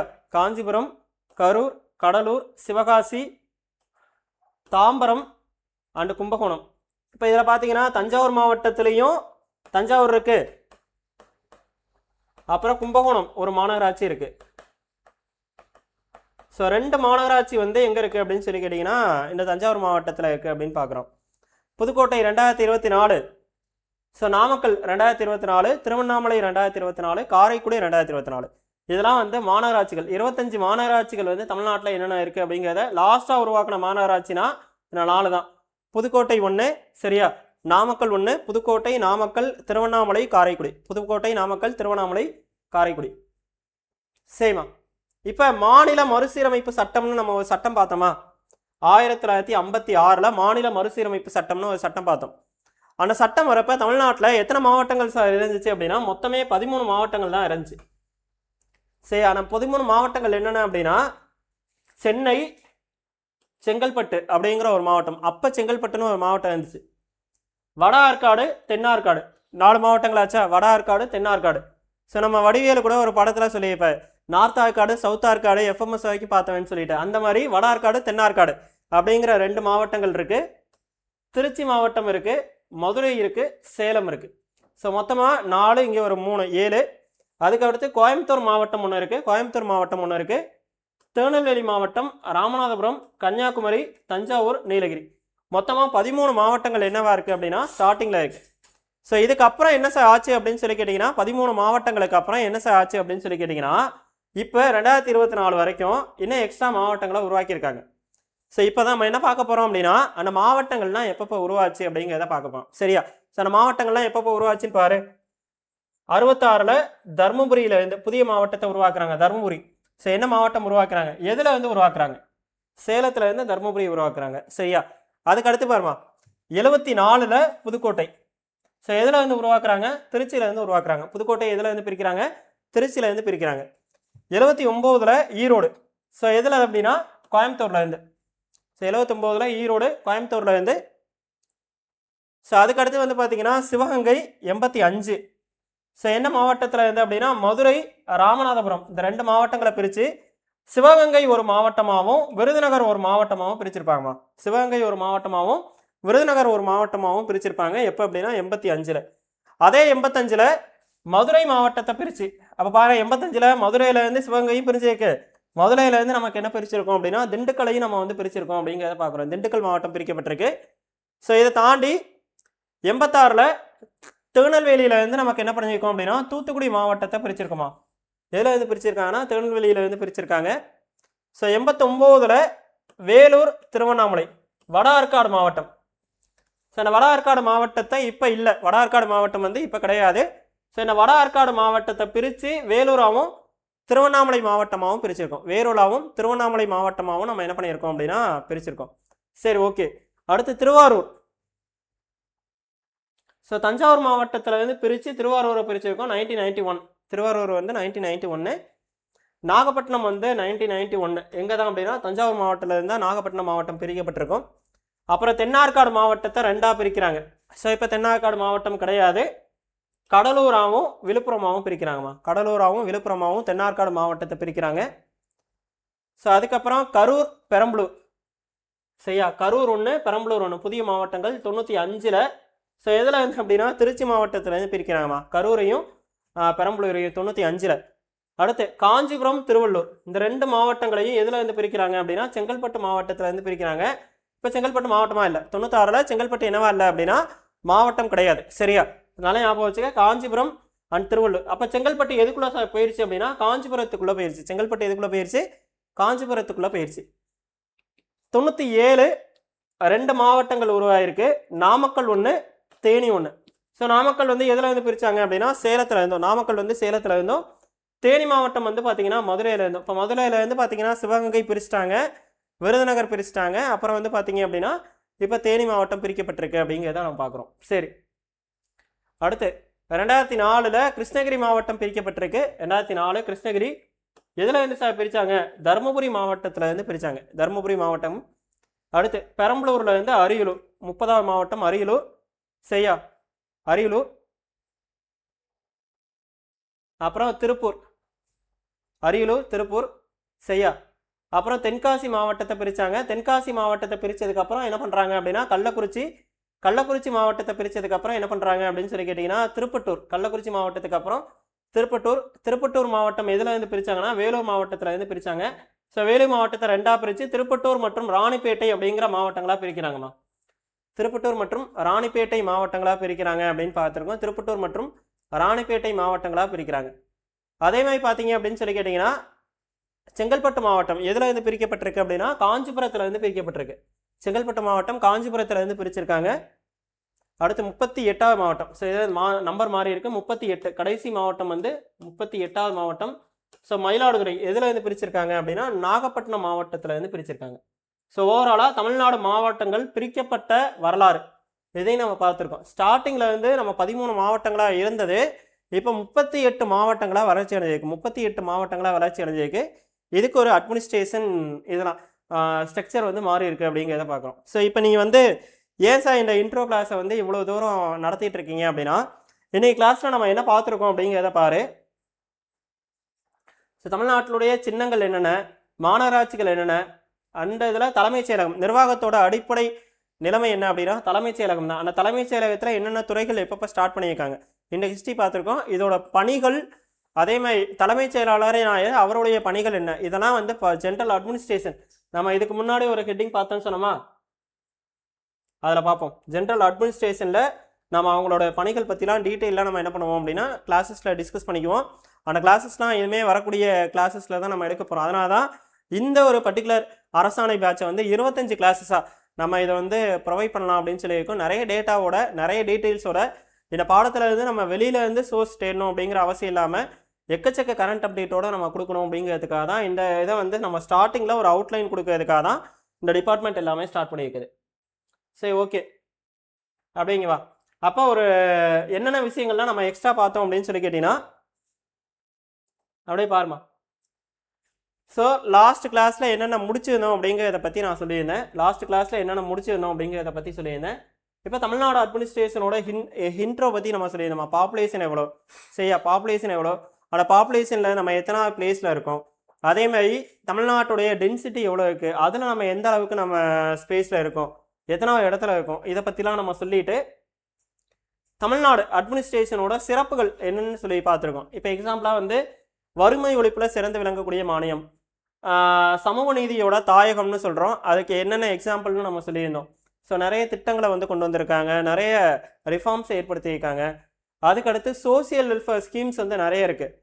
ஸோ பெண்களுக்கு, குழந்தைகளுக்கு, கல்வியில் இந்த மாதிரி சோசியல் வெல்ஃபேர் ஸ்கீம்ஸ் வந்து அதிகமாக கொடுத்ததுனால நிறைய டெவலப்மெண்ட் ஆகிருக்கு. அப்புறம் எக்கனாமிக்கல் க்ரோத்லையும் நம்ம வந்து என்ன பண்ணிகிட்டு இருக்கோம் அப்படின்னா அதிகமாக இருக்கும் அப்படின்னு பார்க்குறோம். இப்போ மற்ற ஸ்டேட்லாம் இருக்குல்ல, இப்போ கேரளா இந்த மாதிரி ஸ்டேட் வந்து ஹெல்த் மாதிரியான ரிப்போர்ட்லாம் ஃபஸ்ட்டு இருக்குமா, முன்னாடி இருக்கும். இதே மாதிரி வேறு இதில் சார் முன்னாடி இருப்போம் அப்படின்னா வறுமை ஒழிப்பு, சாரி ஹெல்த்து, அதே மாதிரி எஜுகேஷன், சரியா, சோசியல் ரிஃபார்ம்ஸ், இதிலலாம் ஓரளவுக்கு இவனோட ஸ்ட்ரக்சர் வந்து நல்லா இருக்கும். Social reforms. இதுவே வந்து எக்கனாமிக்கல் சம்மந்தமான இண்டெக்ஸஸ் இருக்குல்ல, அதில் தான் வந்து மகாராஷ்டிரா, அதே மாதிரி குஜராத்து,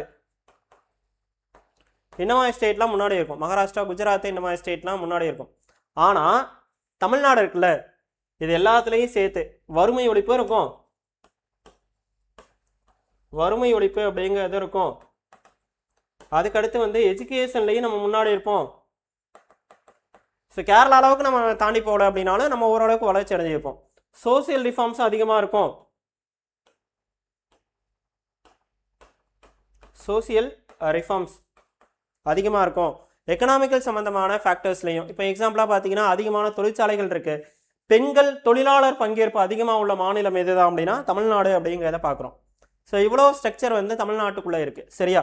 ஸோ இப்போ நம்ம என்ன பண்ணுவோம் அப்படின்னு சொல்லி கேட்டிங்கன்னா இதுக்கப்புறம் நம்ம எடுக்க போகிற டாபிக்ஸ் வந்து என்னென்ன அப்படின்னு சொல்லி கேட்டிங்கன்னா நெக்ஸ்ட் கிளாஸ் இந்த வாரத்துக்கான ஷெடியூல் என்ன சார் அப்படின்னு சொல்லி கேட்டிங்கன்னா உங்களுக்கு வர புதன்கிழமை இருக்கு இல்லையா, அப்போ உங்களுக்கு என்ன அப்லோட் ஆகிரும் அப்படின்னா HDI டாபிக் வந்து நம்ம எடுக்க ஆரம்பிச்சிடும். HDI மனித வள மேம்பாடு அப்படிங்கிற ஒரு டாபிக் வந்து உங்களுக்கு கொடுத்துருவாங்க. என்னைக்கு டேட் அப்படின்னா இன்னைக்கு தேதி வந்து 17ஆம் தேதி உங்களுக்கு என்ன பண்ணிடுவாங்க அப்படின்னு சொல்லி கேட்டிங்கன்னா இந்த அரசாணை பேட்சில் உங்களுக்கு HDI கிளாஸ் வந்து உங்களுக்கு கொடுத்துருவாங்க. HDI கிளாஸ் வந்து நமக்கு வந்து என்ன பண்ணிடுவாங்க அப்படின்னா கொடுத்துருவாங்க. அப்போ மனிதவள மேம்பாடு அப்படிங்கிறதுல நம்ம எந்த இடத்துல முன்னாடி இருக்கோம், அதை வந்து மற்ற ஸ்டேட்டோட கம்பேரிசன் பண்ணி நமக்கு கொடுத்துருவாங்க. ஸோ இதுவே 19ஆம் தேதி கிளாஸில் சரியா தமிழ்நாடு ஹெல்த்து சரியா 19ஆம் தேதி கிளாஸில் தமிழ்நாடு ஹெல்த் சம்மந்தமான பாடம் வந்து உங்களுக்கு ஸ்டார்ட் ஆகிடும். ஹெல்த் சம்மந்தமான பாடம் ஒரே கிளாஸில் முடிக்க போகிறது கிடையாது, 2-3 கிளாஸ் வரும். அப்போ இதுதான் இந்த வாரத்துக்கான ஷெட்யூல். ஸோ இந்த கிளாஸை வந்து நான் ஏன் எடுத்தேன் அப்படின்னா, இந்த கிளாஸில் இருக்க டேட்டாவை நம்ம பின்னாடி யூஸ் பண்ணுற மாதிரி இருக்கும். ஸோ நான் PDF வந்து என்ன பண்ணுறேன் அப்படின்னா கீழே இதில் கொடுத்து வைக்கிறேன், உங்களுக்கு ஆன்லைன் ஆஃபீஸ் மூலமாக கொடுத்து வைக்கிறேன், டிஸ்கிரிப்ஷனில் கொடுத்து வைக்கிறேன். அதேமாதிரி லாஸ்ட் வீடியோவோட லிங்க்கையும் நான் என்ன பண்ணுறேன் அப்படின்னா டிஸ்கிரிப்ஷனில் கொடுத்து வைக்கிறேன். நீ பண்ண வேண்டிய ஒர்க் என்னென்னா இந்த ஒரு பர்டிகுலர் கிளாஸை வந்து ஃபுல்லாக வாட்ச் பண்ணிக்க. ஏன்னா பின்னாடி வரக்கூடிய கிளாஸஸ் இருக்குல்ல, இப்போ HDIன்னு வச்சுக்குவேன், HDIயில் ஒரு பாயிண்ட் வரும், IMR ரேட்டில் நம்ம முன்னாடி இருக்கோன்ட்டு. IMR ரேட்டில் முன்னாடி இருக்கும் அப்படின்னா ஏன் கம்மியாக இருக்குது IMR ரேட்டில்? ஹெல்த் சம்மந்தமான சோசியல் வெல்ஃபேர் ஸ்கீம்ஸ் வந்து நம்ம அதிகமாக கொடுத்து வைக்கோம் சரியா. அப்படி என்ன சார் சோசியல் வெல்ஃபேர் ஸ்கீம்ஸ் கொடுத்தோம்? வருமுன் காப்போம் திட்டம் இருக்குது. தமிழ்நாட்டில் எந்த ஒரு நோய் வர்றதுக்கு முன்னாடி பரவுறதை தடுக்கணும். ஹெல்த் சம்மந்தமான திட்டங்கள் லாஸ்ட் ஒரு 10 years 20 yearsலாம் நிறைய வந்திருக்கு சரியா. இல்லம் இது மக்களை தேடி மருத்துவமாக இருக்கணும். இப்போ வேர்ல்டு லெவலில் இந்தியா லெவலில் ஃபேமஸான ஒரு திட்டம் வந்து மக்களை தேடி மருத்துவமாக இருக்கட்டும். அதே மாதிரி பார்த்தீங்க அப்படின்னா நிறைய மருத்துவ திட்டங்கள் வந்து முத்துலட்சுமி ரெட்டி மகப்பேறு நிதியுதவி திட்டமாக இருக்கட்டும். இந்த மாதிரி திட்டங்கள்லாம் இருக்கிறதுனால நம்ம சுகாதாரத்தில் சிறந்து விளங்குறோம் அப்படிங்கிற ஒரு பாயிண்ட் வந்து நம்ம கொடுத்தோணும் சரியா. அப்போ இந்த டேட்டாலாம் தெரியறதுக்கு HDI இந்த மாதிரி டேட்டாலாம் உனக்கு தெரியறதுக்கு இந்த ஒரு பர்டிகுலர் கிளாஸ் வந்து உனக்கு ஹெல்ப்பாக இருக்கும் சரியா. ஸோ ஸ்டூடெண்ட்ஸ் வந்து யாருமே இந்த கிளாஸ் வந்து உங்களுக்கு என்னடா இது ஃபுல்லாகவே உங்களுக்கு டேட்டாவாக தான் சொல்லிகிட்டு இருக்காருன்னு நினைக்க வேணாம். இந்த டேட்டா பின்னாடி வந்து உங்களுக்கு எங்கே பண்ணோம் அப்படின்னா கண்டிப்பாக ஒரு முக்கியமான கிளாஸஸ்க்கு யூஸ்ஃபுல்லாக இருக்கும் சரியா. சரி ஓகே, இதுதாம்மா இன்றைக்கி கிளாஸில் நம்ம பார்த்த ஒரு விஷயம். ஓகே சரிம்மா, இப்போ உங்களுக்கான டவுட் செஷன் ஏதாவது இருந்தால் கேளுங்க. டவுட் செஷன் ஏதாவது இருந்தால் கேளுங்க, கமெண்ட்ஸில் கேளு. டவுட் செஷன் ஏதாவது இருந்தால் கேளு.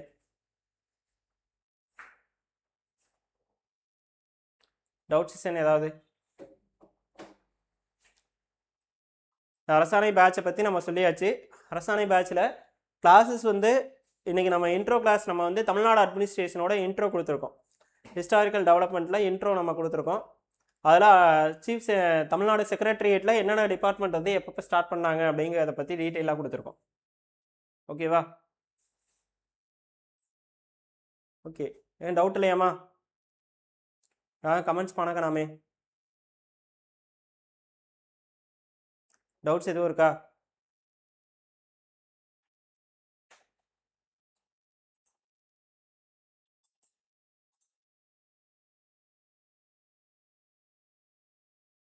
ஓகே,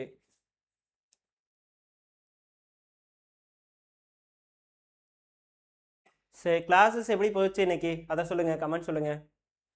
டவுட்ஸ் இல்லை, கிளாஸஸ் எப்படி போச்சு கமெண்ட் சொல்லுங்கள்.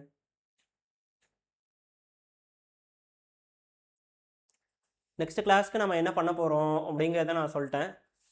கிளாஸஸ் எப்படி போச்சு? ஸோ PDF எடுக்க முடியுமா? PDF எடுக்க முடியும். ஓகே, சென்ட் பண்ணுவோம்மா. கிளாஸஸ் வந்து PDF சென்ட் பண்ணும். இந்த கிளாஸஸ் வந்து யூடியூப்பில் வராதுமா, ஃபீஸ் கட்டுற மாதிரி தான் இருக்கும். உங்களுக்கு ஆன்லைன் ஆஃபீஸ்க்கான நம்பர் வந்து இங்கே கொடுத்துருக்காங்க பாருங்கள். ஆன்லைன் ஆஃபீஸ்க்கான நம்பர் 2 hours டெய்லியும் வந்து உங்களுக்கு வாரத்தில் 3 நாள் வந்து கிளாஸஸ் இருக்கும். இந்த பாருங்கள், ஃபீஸ் டீட்டெயில் வந்து நியூ ஸ்டூடெண்ட்டுக்கு எவ்வளோ, ஓல்டு ஸ்டூடெண்ட்டுக்கு எவ்வளோ அப்படிங்கிறது. வேர் டு ஸ்டடி சொல்லுங்கள் சார். சார் முதல் கிளாஸ்லேயே நான் வேர் டு ஸ்டடி சொல்லியிருக்கேன், எப்படி படிக்கணும் அப்படிங்கிறத பற்றி டீட்டெயிலாக சொல்லியிருக்கேன். ஒரு கிளாஸஸ் ஆரம்பிக்கும் போதும் அதில் நம்ம வந்து வேர் டு ஸ்டடி சொல்லுவோம். இந்த அட்மினிஸ்ட்ரேஷனோட இன்ட்ரோவுக்கு நம்ம தமிழ்நாடு அரசோட வெப்சைட்டை ஃபாலோ பண்ணாவே போதும், என்னென்ன ஸ்ட்ரக்சரில் ஃபார்ம் பண்ணுறாங்க அப்படிங்கிறத பற்றி இருக்கும். அதையும் நாங்கள் அதுவும் இதில் சேர்த்து கவர் ஆகுமா, 2A மெயின்ஸும் சேர்த்து அதில் கவர் ஆகும். ஓகேவா? 2A மெயின்ஸோட கிளாஸஸும் அதில் வந்து கவர் ஆகிக்கும், ஏன்னா அட்மினிஸ்ட்ரேஷன் வந்து இருக்குது. ஓகே, அதனால் அங்கேயும் நம்ம கவர் பண்ணிடுவோம், கவலைப்படாதீங்க. ஜென்ரல் அட்மினிஸ்ட்ரேஷன் இருக்கிறதுனால அதையும் நம்ம சேர்த்து கவர் பண்ணிடுவோம். ஆப்பில் வந்து இந்த வாரத்தில் இருந்தே வந்துடுமா. நீங்கள் அட்மிஷன் வந்து 30ஆம் தேதியோட க்ளோஸ் ஆகுது. அது வரைக்கும் நாங்கள் பொறுமையாக கொண்டு போயிட்டுருக்கோம். அதுக்குள்ளே நான் உனக்கு மேக்ஸிமம் ஒரு 2 டாபிக் நம்ம முடிக்கிற மாதிரி பிளானில் இருக்கும். ஸோ அதுக்குள்ளே முடித்து நம்ம ஆப்பில் நம்ம அப்லோட் பண்ணுறோம். முடிஞ்ச வரைக்கும் இங்கே பாருங்கள், யார் யார் எடுக்கிறோம் அப்படிங்கிறத பற்றி நம்ம ஆல்ரெடி சொல்லியாச்சு. ஆகாஷ் சார் எடுக்கிறாங்க, நான் எடுக்கிறேன், சன் வெங்கடேஷ் சார் எடுக்கிறாங்க, அதே மாதிரி ஜெயச்சந்திர கணபதி சார் வந்து எடுக்கிறாங்க. ஸோ ஹச்டி கிளாஸ் வந்து ஜெயச்சந்திர கணபதி சார் வந்து உங்களுக்கு வர புதன்கிழமை வந்து உங்களோட ஆப்பில் அப்லோட் பண்ணியிருப்பாங்க கிளாஸஸ். ஸோ ரெக்கார்டாகவும் இருக்கும், லைவாகவும் இருக்கும். ஸோ கண்டிப்பாக ப்ரீவியஸ் இயர் கொஸ்டின் கொடுப்போமா, கொடுக்காமலாம் இருக்க மாட்டோம். இப்போ எக்ஸாம்பிளாக நான் சொன்னேன்ல, தமிழ்நாடு அட்மினிஸ்ட்ரேஷனோட ஸ்ட்ரக்சர், அந்த இலவச திட்டங்கள், வெல்ஃபேரில் இலவச திட்டங்கள் கொடுத்ததுனால தான் நம்ம கல்வியில் முன்னாடி இருக்கோம் அப்படின்னு சொல்லிட்டு ஒரு கேள்வி கேட்டாங்கன்னு சொன்னோம்ல, அந்த இதுதான். ப்ரீவியஸ் இயர் கொஸ்டின் கவர் பண்ணிடுவோம், கவலைப்படாது. ஓகே, ஏதாவது டவுட் இருக்கா? ஓகே, அப்போ கிளாஸ் முடிச்சுக்கலாமா? கிளாஸஸ் பிடிஎஃப் வந்து உங்களை டாஃப் ஆப்லேயே உங்களுக்கு அப்லோட் பண்ணிடுவாங்க, கவலைப்படாத. அட்மிஷன் போட்டோடனே டாஃப் ஆப்பில் அப்லோட் பண்ணிடுவாங்க. டெஸ்ட் இருக்குமா, இன்க்ளூடிங் டெஸ்ட் இருக்குது. டெஸ்ட் வந்து வீக்லி ஒன்ஸ் வந்து வைப்போம், கவலைப்படாதீங்க. வீக்லி ஒன்ஸ் வந்து டெஸ்ட் இருக்குது. 3 மாதம்லாம் உங்களுக்கு கிளாஸஸ்ஸு, அதுக்கேற்ற மாதிரி நம்ம வீக்லி ஒன்ஸோ இல்லை நம்ம வந்து டெஸ்ட் வச்சுக்கிட்டே தான் இருப்போம். ஒரு டாபிக் முடிக்க டெஸ்ட் இருக்கும். பல ப்ரீவியஸ் இயர் கொஸ்டின் ஹேண்டில் பண்ணி தான் நம்ம டெஸ்ட்டே கொண்டு போவோம். ஓகே, அப்போ கிளாஸஸ் வந்து கம்ப்ளீட் பண்ணிக்கலாம். ஓகேவா? ஸ்டூடெண்ட்ஸ் எல்லாமே இந்த பேட்சை யூஸ் பண்ணிக்கோங்க. கண்டிப்பாக நம்ம குரூப் 1 அளவுக்கு, குரூப் 1ல் அட்மினிஸ்ட்ரேஷன் பாடத்தில் வந்து நம்மளால் கண்டிப்பாக ஒரு 25 to 30 கொஸ்டின்ஸ் கேட்குறாங்க அப்படின்னா கட்டாயமாக நம்மளால் முழு மதிப்பெண்களையும் பெற முடியும் அப்படிங்கிற அளவுக்கு இந்த பேட்சஸை நம்ம புதுசாக கொண்டு போவோம். அது மட்டும் இல்லாமல் இனிமேல் வரக்கூடிய கரண்ட் அஃபேர்ஸை கொஞ்சம் நல்லா பாருங்கள். ஏன் நம்ம கரண்ட் அஃபேர்ஸை இந்த வாட்டி நல்லா பார்க்கணும் அப்படின்னு சொல்கிறேன்னா, இதுக்கு முன்னாடி இந்த கரண்ட் அஃபேர்ஸ் வந்து பழைய கவர்மெண்ட் கொண்டு வந்தது. அதில் ஒரு சில கேள்விகள் கேட்பாங்க தான், கேட்காம இருக்க மாட்டாங்க. ஆனால் இந்த கவர்மெண்ட் வந்ததுக்கப்புறம் கேட்குற திட்டங்களையும் கொடுக்குற நிறைய அப்டேட்டையும், பாலிசி நோட் இந்த மாதிரியான அப்டேட்டையும் நிறைய நல்லா படிங்க. அதை நம்ம கிளாஸஸ்லேயே கவர் பண்ணிடுவோம். அந்த கிளாஸஸ் வந்து உனக்கு எங்கே ஹெல்ப் பண்ணும் அப்படின்னா, குரூப் 1 எக்ஸாமுக்கோ, குரூப் 2 எக்ஸாமுக்கோ, குரூப் 2 மெயின்ஸுக்கோ, இல்லை குரூப் 4 எக்ஸாமுக்கோ கட்டாயமாக ஹெல்ப் பண்ணும். ஓகேவா? ஓகேம்மா, அப்போ கிளாஸஸ் முடிச்சுக்கலாம். தேங்க்யூ.